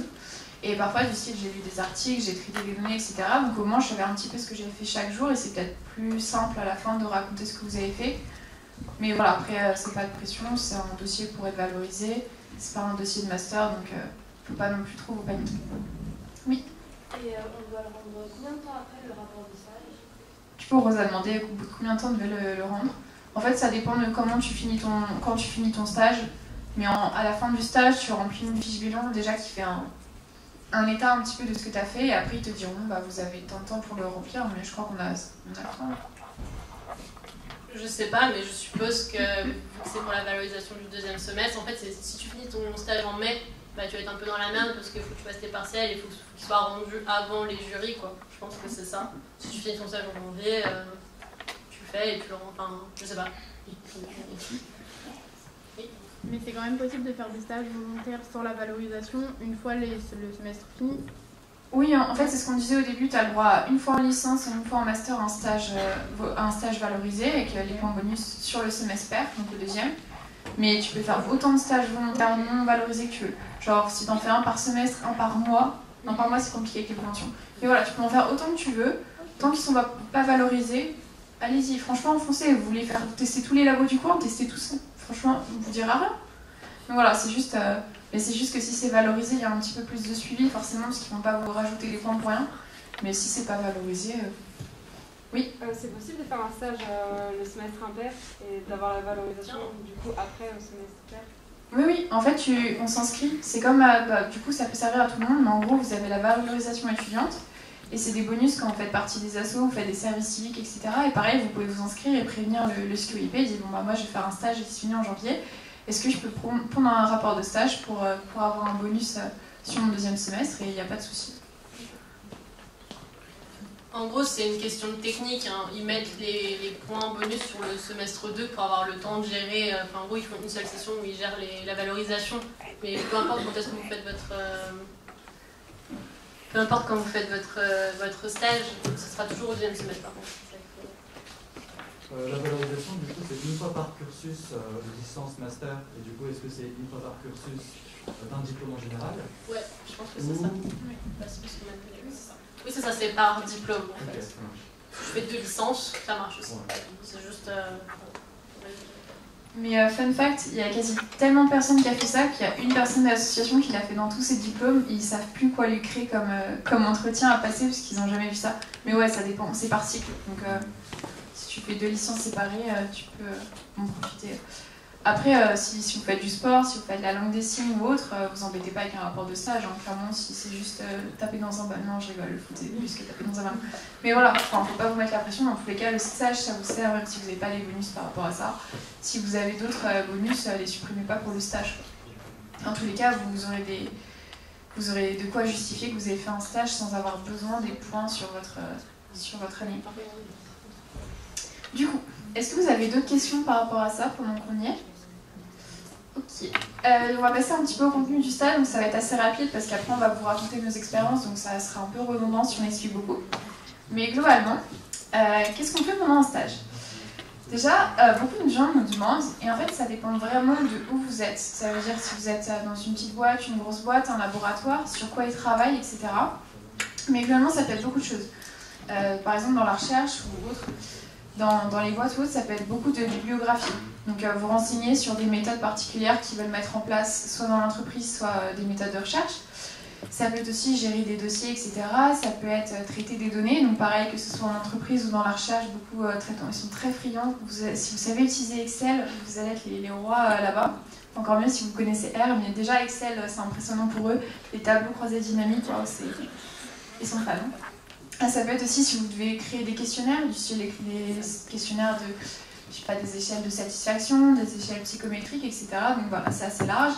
Faire les passations, traiter les données qui restent, etc. Donc voilà, c'est large. On ne peut pas nous vous dire ce que vous allez faire. Ce sera aussi à vous d'en discuter quand vous contactez. Quand vous contactez les équipes, les endroits qui vous intéressent, c'est bien de vous entretenir avec eux au moins par Zoom, parce que maintenant tout le monde connaît Zoom. Ou en vrai, un petit peu voir sur quoi ils travaillent et ce que vous pourriez leur apporter aussi ce qui vous intéresse. Ou pas non plus que vous fassiez un stage et des missions qui ne vous intéressent pas. Il faut aussi que ça soit valorisé pour vous, que ça vous tente. Donc vous pouvez en discuter ou vous dites écoutez, moi j'aurais bien aimé voir comment on fait ça ou comment on fait ça, est-ce que c'est possible que j'y participe? Donc voilà, c'est vraiment un échange à avoir avec votre tuteur ou tutrice, voir ce que eux peuvent vous apporter et vice versa. Concernant le volume horaire, pareil, c'est à prévoir avec eux. Je sais qu'il y a des gens qui travaillent, des gens qui sont en double licence, qui ont d'autres chats à côté que d'être en stage à 10 heures par semaine. Donc pareil, c'est à voir avec eux si vous voulez faire plutôt une heure par semaine, si vous avez une demi-journée libre, une journée carrément libre, si vous préférez faire sur les vacances, etc. C'est à vous de le définir, mais voilà, vous ne stoppez pas dans un stage. S'il y a un truc qui vous tente, même si vous faites une heure par semaine, imaginez sur l'année ou sur le semestre, c'est énorme. Donc voilà, même une heure, vous ne stoppez pas, vous leur en parlez, vous dites écoutez, moi je suis chargée, mais voilà, j'aimerais au moins être là une heure par semaine et ça sera fixé sur la convention, mais vous voyez, si vous venez 2 heures au lieu d'une heure, personne ne va vous en vouloir. Après, il faut faire attention, si vous saisissez la convention, vous dites que vous serez là une fois par semaine, genre 1 heure, et que vous venez 3 jours, c'est dangereux pour les assurances, etc. ou autre. Et même si c'est valorisé, surtout, si vous avez prévu de passer 30 heures sur ce stage et que vous y passez 300, ça va être un peu compliqué. Mais voilà, vous pouvez un petit peu bouger, vous voyez grosso modo une journée par semaine, moi j'avais prévu une journée entière. Il y avait des fois où je faisais 2 journées et d'autres une, et il n'y a personne qui est venu me taper dessus parce que j'avais pas fait ça. Donc voilà, c'est à vous de le définir, mais ça prouve que tout le monde peut en faire en fonction du temps que vous avez, vous en discutez avec le tuteur, tutrice, et voilà.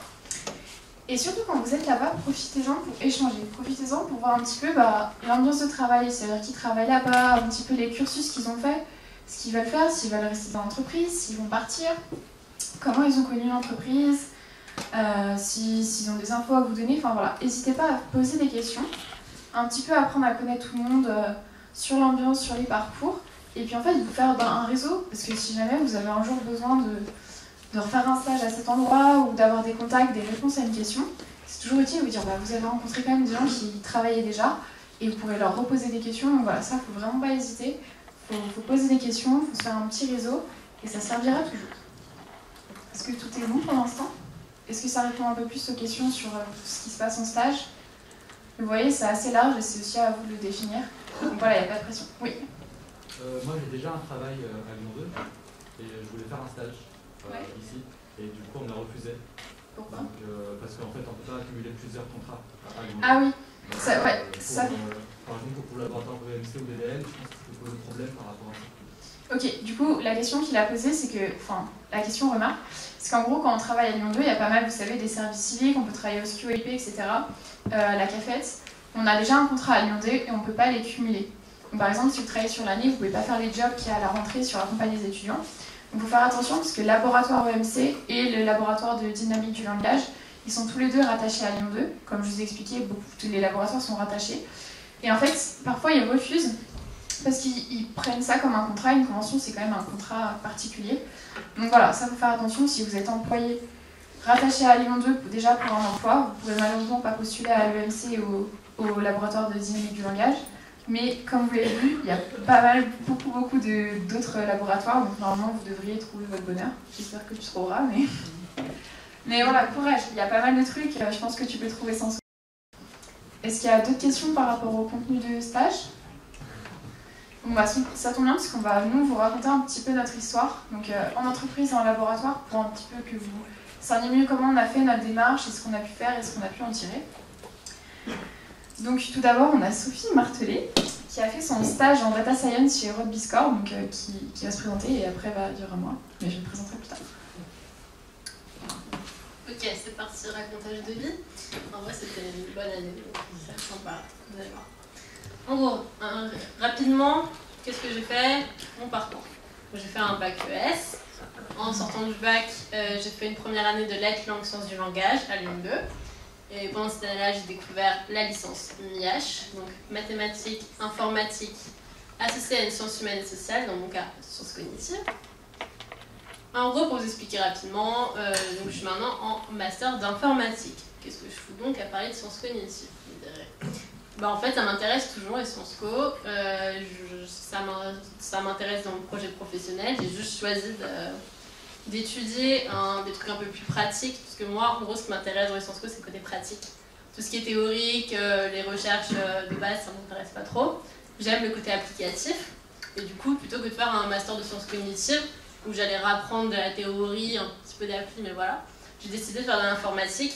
Et en gros, rapidement, c'est pas que de l'informatique, c'est de l'informatique et de la data science, donc du traitement de données. Moi, c'est ce qui m'intéresse le plus. Et rapidement, comme je disais, en bas dans mon projet, c'est marqué que j'aimerais faire un master 2 en data science et réussir à lier les sciences cognitives avec l'informatique et la data science. C'est ce que j'ai fait dans mon stage, donc je vais vous montrer que c'est possible.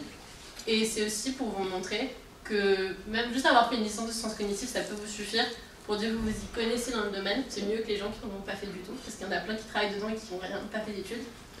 Donc vous pouvez totalement partir dans votre chose et juste prouver pendant les années où vous n'avez pas fait d'études de sciences cognitives que ça vous intéresse toujours. Moi par exemple en faisant partie des Stigma, en montrant que je fais des lectures, des recherches, et sinon en faisant des stages volontaires aussi, ou des stages obligatoires dans ce domaine. Parce que pour info, dans mon master, je vais avoir un stage obligatoire à la fin de l'année, et j'ai décidé de le faire en laboratoire de sciences cognitives. Je vais aller à l'ISC, et du coup, je leur ai demandé, je leur ai dit, est-ce que vous avez besoin de statisticiens, de data science? Oui. Sauf que moi, je ne fais pas que du Excel, donc ils étaient contents, ils m'ont pris direct. Donc, comme quoi, en fait, vous pouvez votre projet professionnel, vous pouvez le choisir, vous pouvez le créer, et c'est à vous juste d'être cohérent tout le long de votre vie et de montrer ce qui vous intéresse. Et sinon, rapidement, dans l'associatif, je fais partie des Stigma depuis 3 ans. J'ai été 2 ans secrétaire générale et cette année, je suis secrétaire générale et responsable d'événements. Genre celui-là. Voilà. Du coup, mon stage, on est là pour ça. Du coup, moi, en fait, c'est un stage volontaire, mais je n'ai pas galéré à le chercher. Parce qu'en fait, en 3e année de licence MIH, on doit faire un mémoire pour lier un petit peu l'infostat avec notre science humaine. Et il y a eu des propositions de stage pour lier un peu le mémoire en applicatif. Et du coup, j'ai été mis en contact avec une start-up qui s'appelle Rod Biscore. Je ne vais pas trop développer parce que c'est un peu compliqué à expliquer. Mais en gros, j'ai fait un stage en recherche et développement avec un data scientist qui a fait l'IH Sciences Cognitives, Master Informatique à Lyon 2. Il savait que du coup on avait un mémoire à faire et il voulait prendre des stagiaires, donc il a pris 4 stagiaires. Et oui, donc en fait j'ai fait mon mémoire par rapport à mon stage. Du coup j'ai pas fait des recherches, mes camarades ils ont fait leur expérience, etc. Moi j'ai fait de la recherche dans l'entreprise. Donc en détail, voilà, je l'ai fait de novembre 2020 à mai 2021, tout le long de l'année. C'était en distanciel parce que de base, on ne pouvait pas se déplacer, et en plus, les startups, ils n'ont pas forcément de locaux. C'est pas comme des grandes entreprises, ils n'ont pas des bureaux. Du coup, ils ont des grands open space où ils travaillent à plusieurs entreprises, et eux, ils n'ont pas de place fixe, du coup, je ne pouvais pas aller travailler là-bas. Mais j'ai fait quelques réunions en présentiel à la fin de l'année. C'était environ 10 heures par semaine pour 240 heures à l'année. J'ai pas fait les 10 heures par semaine, clairement pas, j'avais la flemme. À partir du moment où je faisais mon taf, ils n'allaient pas me vérifier, hein, j'avais juste des entretiens une fois par semaine avec mon tuteur. Mais voilà. Le projet, rapidement. En gros, qu'est-ce qu'on faisait là-bas? Dans le B-Score, ils essayent d'établir des scores prédictifs de risque des automobilistes. Donc, en gros, ils travaillent avec des assurances. Les assurances, elles n'ont pas envie de payer masse pour les gens qui sont dangereux, ça coûte cher les accidents. Du coup, ils se sont dit, est-ce que vous pourriez un peu nous trouver un moyen de voir quel type de personnes, enfin les personnes dangereuses, pour pas de clients, quoi. Et du coup, ils ont essayé, donc c'est le scoring prédictif, et ils ont essayé de se baser sur la personnalité. Donc, je sais pas si vous connaissez le modèle du Big Five, c'est un truc assez connu. Et en gros, c'est 5 axes de personnalité, et dedans, on met plein d'adjectifs. Et en gros, ils ont fait un questionnaire où tu dis ah bah ouais, sympathique, oui, ça c'est moi, colérique, non, ça c'est pas moi. Et en gros, vous avez un score dans les axes, et ça vous donne votre personnalité. Et il y a plein de recherches qui ont été faites. Bon, tel type de personnalité, sur la route, ça fait des gens. Je sais pas, genre les gens colériques un peu comme ça, en général, ils risquent d'être un peu plus dangereux sur la route. Les gens timides aussi, ils vont être un petit peu stressés, alors que les gens accueillants, tout ça, ils vont être peut-être un peu plus francs sur la route, mais tranquille. C'est rapide, mais il y a plein de recherches dessus. Du coup, moi, ça c'est leur projet. Du coup, je me suis intégrée là-dedans.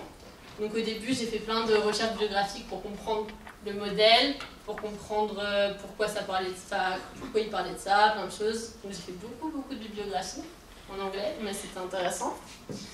Et donc moi, en fait, ils sont arrivés, en fait, t'es pas payé, donc tu ne vas pas te demander de travailler sur notre projet, de le faire avancer concrètement, ça va être un peu compliqué. Du coup, vu que t'es là, je sais pas, pose-toi des questions, critique-nous. Est-ce que tu trouves un truc à dire sur ce qu'on fait? Si tu trouves un aspect un peu bizarre ou qui t'intéresse, fais des recherches dessus, et puis tu nous présentes si tu as trouvé des trucs. En gros, c'était ça. J'avais un peu carte libre. Du coup, moi, j'ai décidé un peu de tester, de voir les gens. Du coup, il y avait une quarantaine d'adjectifs qui représentaient leur questionnaire. Et moi, j'ai décidé de les analyser. Est-ce qu'ils sont représentatifs de la personnalité? Et je me suis rendu compte qu'en fait, il y a des adjectifs. En fait, c'est un modèle qui existe. Ils l'ont pas sorti nulle part, il existe. Et j'ai décidé un petit peu de voir si je pouvais critiquer le modèle, et surtout comment le critiquer, comment élaborer un protocole d'analyse qui montre l'efficacité ou non de leur technique de scoring. Donc j'ai fait de la recherche pour bien tout comprendre. Ils avaient plein de données, les réponses du questionnaire, ils en avaient des centaines et des centaines. Donc j'ai un peu traité les données, je les ai regardées, j'ai fait des tests statistiques, et ensuite j'ai interprété, j'ai trouvé les raisons qui expliquaient qu'en gros, il y avait plein d'adjectifs qui représentaient la même idée, en fait, du coup c'était un peu dommage de gâcher des questions à représenter tout le temps la même idée. Et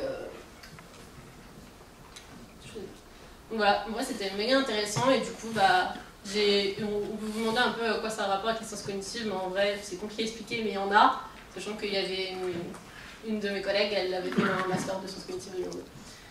Donc, mais c'est de l'applicatif, et c'est un des milliers de possibilités de faire de l'applicatif en sciences cognitives. Rapidement, du coup, à quoi il m'a servi mon stage? Est-ce que j'en ai retiré des choses? Oui. Faire des recherches bibliographiques, en gros, on m'a donné un texte. Je me suis fait, tiens, maintenant, il faut que tu trouves une quinzaine, vingtaine de textes qui sont intéressants, mais qui ne parlent pas de la même chose, mais qui parlent quand même de la même chose. Du coup, chercher dans les sources, comprendre comment est-ce que les auteurs ils écrivent, comment est-ce qu'ils vont chercher d'autres textes. J'ai appris à faire un mémoire, donc ça c'est pas par rapport à mon stage, mais ça m'a donné un petit peu du contenu pour mon mémoire, c'était vachement intéressant. J'ai fait pas mal de traitements statistiques, évidemment. Mes capacités, clairement élaborer un projet, en fait, me poser des questions, et ça c'est typique de la recherche. Pourtant j'étais en entreprise, mais c'est de la recherche et du développement, donc c'est un peu la même chose en vrai. C'est t'es là, il faut te poser des questions, il faut faire avancer un projet en fait, et c'est un peu la vie de la start-up. On a une idée, il faut trouver comment l'élaborer, comment la faire fonctionner. J'ai appris à travailler en entreprise parce que du coup j'ai pas mal fréquenté les gens qui travaillent dans la start-up. J'ai appris comment est-ce qu'ils fonctionnaient, s'ils ont des systèmes un peu particuliers. En même temps, c'est super sympa parce qu'ils étaient tous super jeunes. Au début, quand je suis arrivée, ils étaient 7. À la fin, quand je suis arrivée, ils étaient 15. Donc ça grandit très vite, les startups. C'est super intéressant. Et voilà. Je sais pas si vous vous intéressez, mais moi, c'est très intéressant. Et si vous avez des questions, sinon après, vous allez voir un stage purement théorique en labo. Voilà, c'est tout bon. J'essaie de ne pas vous garder longtemps, mais comme ça, vous verrez un peu les deux expériences. Du coup, je m'appelle Astrid. J'ai fait un bac scientifique, mais j'étais vraiment éclatée parce que j'avais pas envie d'aller en bac S. Je voulais aller en ES parce que j'adorais rédiger, j'adorais l'histoire. Et on m'a dit non. Donc voilà, j'ai fait un bac S et j'ai pas du tout aimé.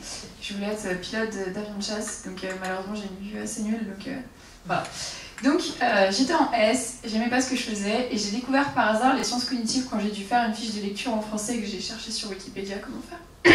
Bref, mais j'ai eu des livres. Hein. Donc voilà, et je me suis intéressée aux sciences cognitives, j'ai postulé en sciences cognitives et en fait j'ai aussi postulé en MIH en me disant ça double mes chances et j'ai été prise. Donc en gros, MIH c'est maths info appliqué aux sciences humaines et sociales. Donc il y a pas mal de parcours, par exemple ici on en a un qui a fait en géographie, on en a une qui a fait en infocom, on en a qui en ont fait en psycho. Et en fait on apprend à comment utiliser les maths, les stats, l'informatique et l'appliquer aux sciences humaines et donc on a des parcours différents, donc ça fait que j'ai suivi la moitié d'une licence de sciences cognitives et une partie commune à tout le monde en maths info. D'ailleurs, ça sert à tout le monde les maths info, même pour les masters, bref. Du coup, voilà, donc j'ai travaillé à Sigma, je travaillais à la Fresco, etc. Bon, je fais beaucoup de choses, donc si vous avez des questions, n'hésitez pas à me contacter, je pourrais vous mettre en contact avec eux. Et donc là, je suis en M1 sciences cognitives et j'aimerais bien faire le parcours M2 neuropsychologie mais en sciences cliniques, qui est très axé sur les pathologies et qui est un des meilleurs sur les pathologies en France, c'est pour ça que j'ai choisi. Et j'aimerais me tourner vers après un DU en médiation scientifique parce que je m'intéresse à la vulgarisation. Genre je fais les petits cognitus si vous suivez nos réseaux. Et donc j'aimerais beaucoup travailler sur justement vulgariser les neurosciences, donc créer des petits jeux, créer des BD, etc. pour faire en sorte que tout le monde puisse comprendre les sciences cognitives. Donc voilà mon projet.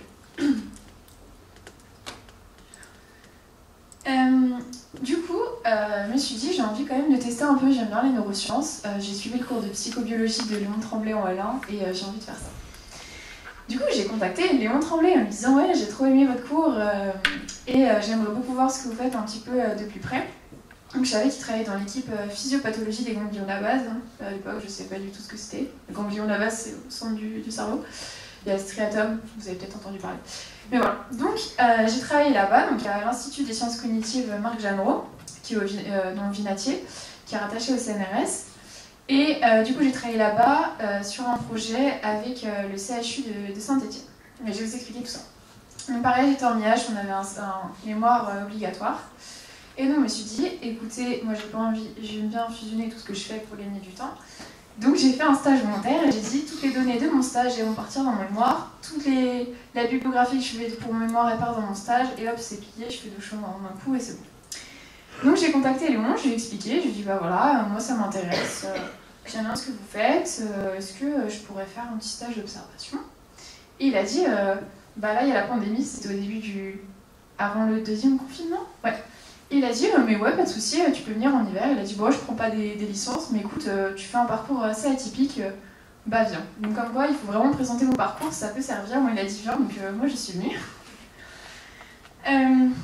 Du coup il a dit ok, il m'a dit plutôt en hiver 2022 parce que j'ai contacté en septembre, genre l'année elle avait déjà commencé donc là il n'y a pas de souci si vous voulez contacter que maintenant. Mais voilà, et il m'a dit bah viens je vais te présenter ce que je fais et puis on verra ce qu'il tente. Parce qu'en gros soit je pouvais suivre plusieurs projets en même temps, donc travailler sur l'anorexie, la schizophrénie, etc. Soit je suivais un projet, donc c'était plus intéressant pour mon mémoire. Donc j'ai choisi l'anorexie. Et du coup, globalement, en fait, j'ai étudié le système de récompense, donc la sérotonine, et comment elle peut impacter l'anorexie mentale. Donc voilà, je sais pas si un jour vous avez des questions, n'hésitez pas à m'envoyer un message, je pourrais vous envoyer mon mémoire si vous avez le temps de lire. Mais ne le faites pas. Vous n'allez pas être intéressé. Donc j'ai commencé en novembre, donc à distance. Donc en fait je l'ai contacté en septembre. En octobre j'ai contacté le SkioIP en disant bon bah du coup voilà, je suis en MIH, je vais faire ce stage et parce que bah, c'est un lien avec mes études, j'aimerais bien savoir si les neurosciences ça m'intéresse réellement. Ils ont fait ok, j'ai saisi ma convention et du coup j'ai commencé en novembre Et c'était surtout à distance, c'était un peu pour rencontrer l'équipe, travailler sur le projet à distance. De toute façon, on était confinés, donc il n'y avait pas le choix. Et à partir de janvier, je suis allée sur site, donc 2 fois par semaine, parfois 3 en fonction de mon travail, etc. J'allais là-bas et je travaillais. Donc normalement, j'avais prévu 1 à 2 demi-journées, mais vous voyez, ça peut bouger. Enfin, parfois, je faisais 3 jours complets. Il n'y a pas trop de soucis, il ne faut pas non plus vous fixer pile poil. S'il y a un petit écart, il n'y a pas de souci. Et donc normalement, c'était 126 heures, mais j'ai dû faire... En fait, je suis restée beaucoup plus longtemps, donc ça doit faire 300 heures et j'y suis encore. Donc je suis partie pour assez longtemps sur ce stage. Genre, j'aurais fait toute ma L3 dessus. J'ai fait mon M1 dessus, et sûrement mon M2 et sûrement une thèse. Donc je suis partie pour très longtemps. Et voilà, en tout cas, sachez que j'étais pas mal occupée, j'avais mon taf à côté et j'ai quand même pu le faire. Donc voilà, on vous le répète depuis le début, mais il faut vous lancer. Du coup, j'ai travaillé sur le projet Cevialano. Donc en gros, oui, c'est le rôle de la sérotonine sur les circuits cérébraux qui sont impliqués dans l'évitement alimentaire. Donc pourquoi les anorexiques refusent de s'alimenter. Donc j'ai utilisé ça pour mon mémoire. Et donc en fait, les objectifs, c'était d'évaluer l'intensité de l'évitement alimentaire et à partir de ça, de pouvoir proposer des remédiations, enfin des techniques de remédiation. Et en fait, j'ai choisi de suivre ça parce que je n'ai pas la recherche, me dire, bon, il y a quelqu'un qui est enfermé dans un labo, il passe 20 ans à chercher un truc, il le trouve, et puis voilà. Moi, je voulais que ça serve. Et je me disais, l'anorexie, ça touche beaucoup de femmes, je suis très à fond dans l'intersectionnalité, le féminisme, etc. Et je me suis dit, ça serait intéressant de travailler sur quelque chose qui peut vraiment aider des gens tout de suite, concrètement, directement. Donc j'ai travaillé sur ça. Et en fait, mes missions, c'était vraiment, ça coïncidait avec mon mémoire. Donc j'ai dû dresser un état de l'art. Donc en fait, c'est chercher tout ce qui peut aider. Donc comme je disais tout à l'heure, par exemple, j'ai utilisé des articles de neuroéconomie parce que ça traite la prise de décision. Pareil dans le striatum, la petite partie du cerveau qui sert à ça, qui traite la prise de décision et l'évitement. Donc j'ai dressé l'état de l'art. Après, j'ai construit et mis en place et testé un protocole expérimental. Donc la tâche qu'on a fait passer à nos patientes anorexiques de Saint-Etienne, puisqu'ils nous ont prêté des patientes, parce qu'on n'en avait pas ici. Donc voilà, on a fait l'acquisition de données et après j'ai travaillé sur le traitement et l'analyse des données. Donc en fait j'étais en binôme avec une même parcours MNC, donc neuropsycho et neurosciences cliniques. Et en fait j'ai travaillé avec elle comme si j'étais en M2 aussi. Et c'était super intéressant de voir comment j'allais faire mes stages plus tard en master et comment potentiellement j'allais travailler dans la recherche si ça m'intéressait. Et donc voilà, c'était très intéressant. Vous voyez, on a fait des tâches différentes avec Sophie, donc vraiment vous pouvez faire ce qui vous tente. Si ça peut vous servir pour un mémoire, faites-le. Si vous n'aimez pas traiter les données, vous ferez autre chose que traiter les données. Désolée.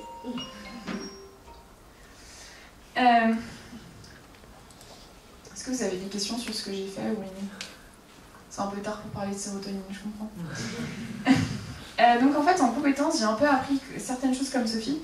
Déjà apprendre, parce que c'est vrai qu'on fait, on fait beaucoup d'exposés en sciences cognitives, mais on ne sait pas forcément comment les lire. Donc ça m'a beaucoup appris à lire énormément d'articles et d'organiser les données, ça veut dire recouper un petit peu les théories, ce que j'apprends, dire ok, eux, ils ont 2 approches différentes, mais sur le même truc. Donc ça m'a beaucoup appris à m'organiser sur tout ça. Ça m'a aussi appris l'éthique, genre j'ai découvert qu'il y a des protocoles pour protéger les personnes qu'on fait passer. Donc là, c'est des patientes anorexiques, parfois elles sont mineures. Donc tout ce qu'on doit faire pour les protéger, pour protéger leurs données, les anonymiser, faire en sorte qu'on ne va pas empirer leur maladie, qu'on va essayer d'aider leur maladie. Donc voilà, c'était aussi intéressant de découvrir un petit peu cet aspect de la recherche qu'on ne connaît pas souvent. J'ai aussi appris du coup sur les demandes de financement, comment ils font financer un projet pour la recherche. Donc c'est beaucoup de dossiers, beaucoup de paperasse, donc remplir tout ça, etc. Après, créer une tâche, donc je devais choisir les stimuli, donc c'était des images, combien de temps j'allais faire passer, le nombre de stimuli pour que ce soit important, réduire les variables parasites, du style faire passer dans un ordre puis dans un autre, etc. Créer des consignes, comment on choisit les consignes, etc. Découvrir comment on utilise un eye tracker, parce que c'était un truc en suivi oculaire, donc c'était aussi intéressant de voir d'autres techniques que juste l'IRM ou l'EEG ou tout ce qu'on étudie souvent en sciences cognitives. Et traiter les données, parce qu'en fait, même si vous n'êtes pas en IH, même si les maths ça ne vous intéresse pas, il faut savoir qu'en master, quand vous aurez un mémoire, vous avez besoin de savoir traiter les données. Vous avez besoin de faire des tests statistiques, de créer des petits scripts un petit peu pour supprimer les données qui servent à rien, pour voir les données qui ressortent, les corrélations, etc. Donc c'était assez intéressant pour moi qui venais de l'IH de voir comment mon cursus pouvait être appliqué. Donc même si vous n'êtes pas en maths info, vous rassurez-vous. Mais voilà, ça vous montrera que les cours que vous êtes obligés de suivre en psycho et en sciences cognitives sont vraiment utiles et qui vont tous vous servir en master et plus tard si jamais vous allez dans la recherche. Et même si vous allez en entreprise, il y a quand même pas mal de maths et d'infos. concernant mes capacités, ça m'a aussi fait découvrir un petit peu un travail d'équipe un petit peu particulier. C'était pas à la fac, c'était dans une équipe. Donc comment se répartir les tâches, qui gère quoi, comment on prend les décisions, etc. En plus, j'ai travaillé du coup avec une EM2, donc c'était intéressant, on m'a parlé de son master. Elle aussi à découvrir, donc on était un petit peu en train de découvrir toutes les deux comment travailler, mais voilà, c'était très intéressant. Et du coup, ça m'a aussi appris à apprendre par moi-même. C'est donc déjà la capacité d'autodidaxie, ça faut en parler quand vous faites un CV ou autre. Ça m'a appris à être plus débrouillarde, à prendre des initiatives, parce qu'ils nous disaient bah, vous construisez la tâche. Et du coup, c'était à nous de chercher, de se dire bah, comment on va faire, les durées qu'on prend, combien on prend de stimuli. Donc c'était très intéressant d'essayer de dire ok, il faut que je me fasse confiance, il faut que je m'écoute, il faut que je fasse des recherches, comment je suis sûre de prendre la bonne décision, etc. Ça m'a aussi fait élargir mon réseau. J'ai rencontré énormément de doctorants, d'ingénieurs de recherche, d'ingénieurs d'études qui m'ont appris ce qu'ils faisaient. Donc c'était très intéressant. Et ça m'a permis de savoir ce que je voulais faire ou autre. Puis pareil, en fait, il y en a qui travaillent sur l'aspect animal, il y en a qui travaillent sur l'aspect humain, donc c'était bien de voir un petit peu comment on travaille avec les animaux. Enfin, on ne fait pas de tests sur eux, sur les petits rats ou quoi. C'est plus du style, on leur montre des choses et on voit comment ils réagissent, etc. Donc c'est intéressant de voir comment c'est adapté et comment ça peut nous servir pour les humains. Donc ça a répondu à pas mal de questions. Et j'étais contente parce que j'ai jamais voulu faire de la recherche qui ne servait à rien. Ça, c'était la recherche appliquée. J'ai rencontré les patientes, là je les rencontre encore. Je suis à la Saint-Etienne la semaine dernière et c'est très intéressant de voir l'impact qu'on pouvait avoir. Donc c'était une bonne expérience. Ça fait bientôt 1 an et je vais continuer sur long terme, justement peut-être jusqu'à la thèse. Mais ça m'a fait réaliser que j'aimais bien la recherche en sciences cognitives, en neurosciences cognitives, mais pas trop. Et c'est pour ça que j'ai choisi de m'orienter plutôt vers un DU de médiation scientifique. Parce que j'aime trop la vulgarisation. Vraiment, je kiffe ça. À Stigma, on fait des petits cognitus et je passe ma vie dessus. Donc voilà, vous voyez, ça a été une bonne expérience pour moi.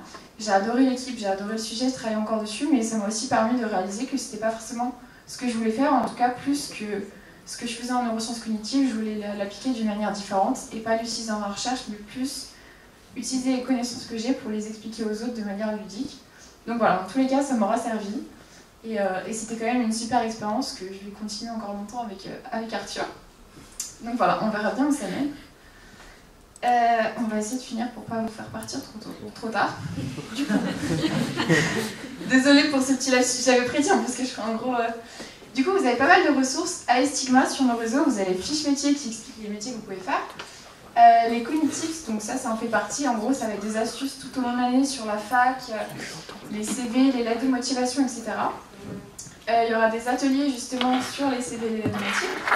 Le salon des masters sur notre YouTube, vous avez le replay et les interviews, donc ça fait 10 formations expliquées, donc c'est pas mal si vous voulez voir un petit peu ce qu'on fait en France.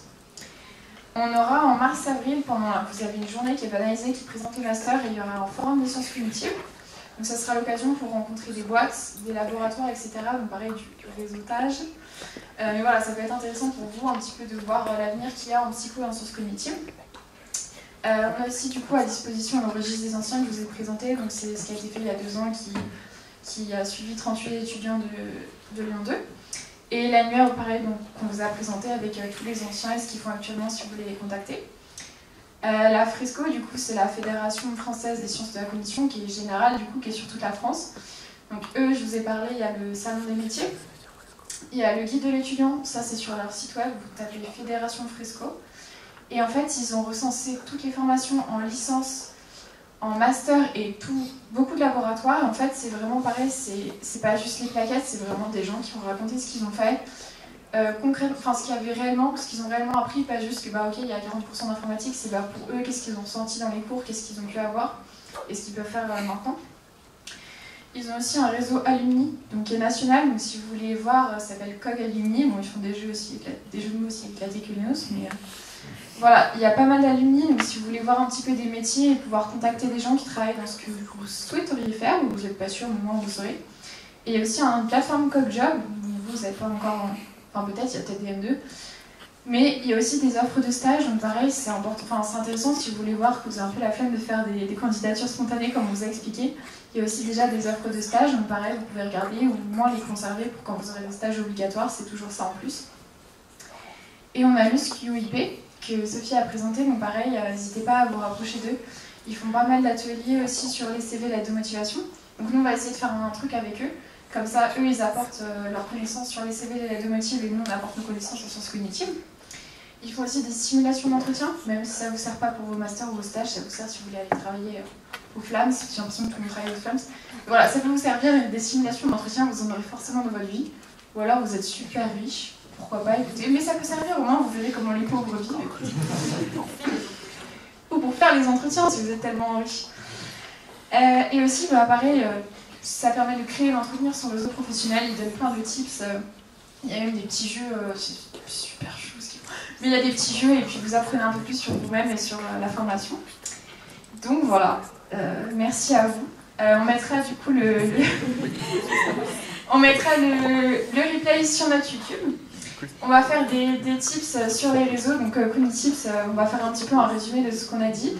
Et on déposera pareil le diaporama sur notre serveur Communauté. On fera des liens dans nos réseaux et puis dans notre Linktree et vous l'aurez. Et donc n'hésitez pas à nous contacter si vous avez des questions. Si vous en avez des questions maintenant, vous pouvez les faire. Et merci à vous.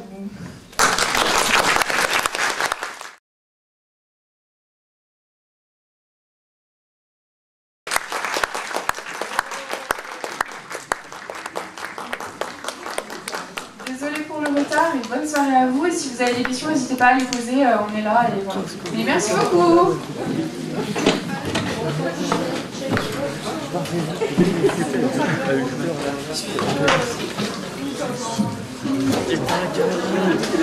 Jamais.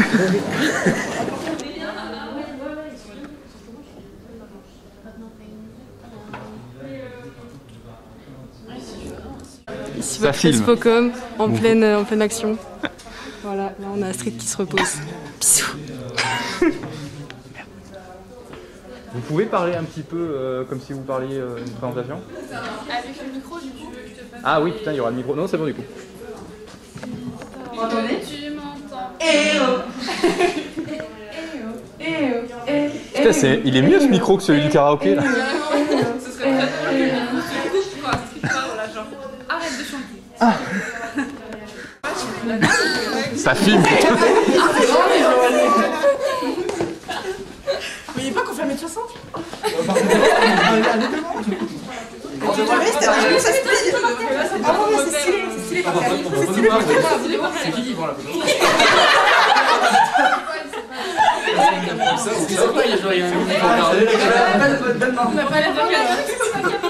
Ah non? Ah mais elle est là. Ah moi je suivais pour qu'on voit la mouvement. Ah c'est là qu'on regarde? Apparemment, avec mon téléphone, je vous l'enverrai. Ouais. On va la garder. Mathieu, mais va chercher la bouteille de coca, mais le retardateur, comme ça t'es dessus. T'en prends plein. J'avoue que je ne sers pas à grand chose dedans, donc il n'y a pas de soucis. J'accepte de pas être dessus. Vous pouvez sourire un peu tranquille. Hein. Ça va bien. Hein. Mathieu, c'est normal, elle peut mettre n'importe quoi à la limite. Poussez pas trop. Vous pouvez faire un truc un peu drôle si vous voulez. Ouais, c'est marrant, ça n'a pas changé grand chose. Julia, je sais pas quoi. Je fais comme ça. C'est bon? Il prend la main. À voir. Parfait. Allez, je continue. Il m'a pris la main pour donner la photo. Ah non! Des compétitions physiques.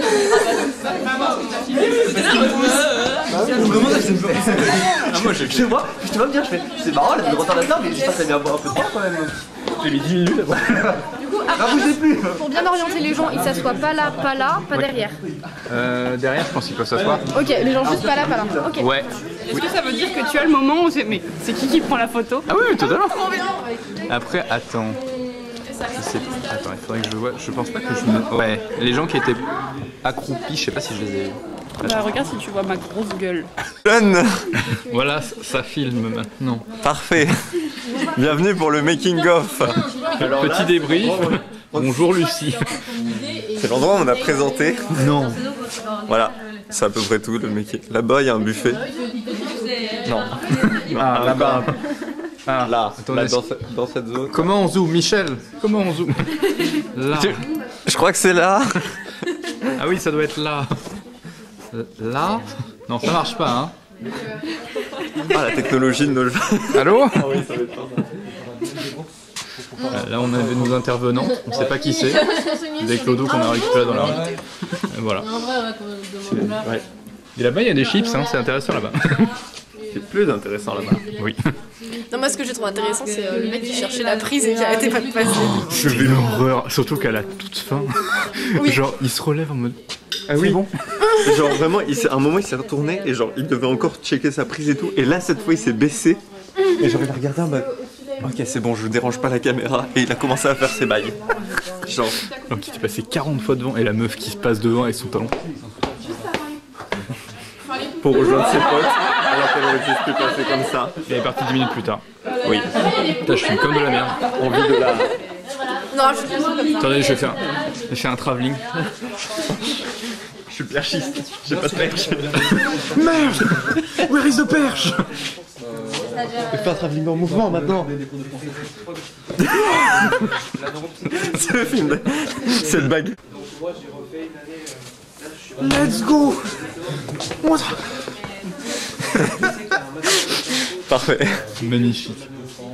Il y a des gens qui sont en train de se barrer là-bas. Hein. Là. Vas-y Cyril. Là.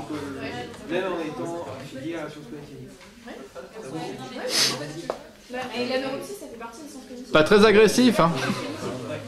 Et tu peux avoir ce matin. Putain, mais je sais pas comment on zoome. Ah, c'est là. C'est là.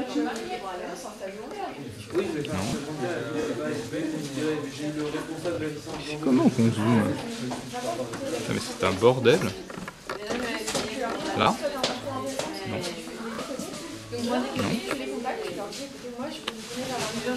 Trop bizarre.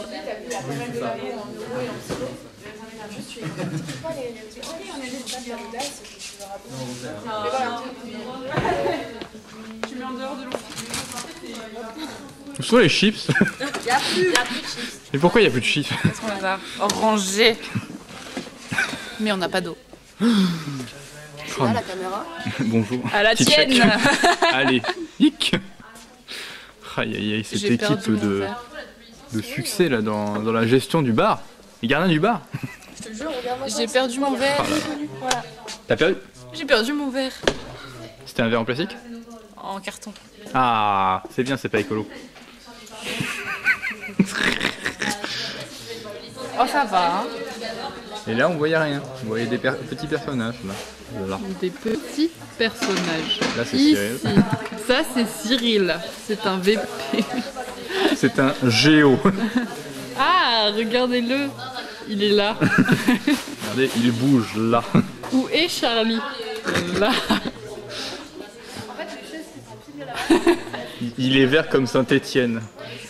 Il est vert de peur. Ou vert de jalousie. Ça va partir dans un... Je sais pas dans quelle vidéo d'Astrid. Putain, mais je sais pas comment on zoome. Je sais toujours pas, mais putain... Est-ce que tu l'as au moment où il chute ou pas? Attends, je sais pas. T'es tombé, Cyril? Bah, il a failli se casser la gueule, quoi. Ouais, c'est ça. Ouais. Avec l'angle que j'ai, je pense que je l'ai. Bisous. Petit débrief de ce qui vient de se passer. C'était cool, j'ai servi à rien, c'est cool. Comment Mais ça non. t'as servi à Mais non, elle a pas servi à T'as parlé 20 minutes sur 1h45. Non, c'est pas vrai. Non, t'as parlé. Ah oui, tant d'amour. Comme ça. Clap de fin.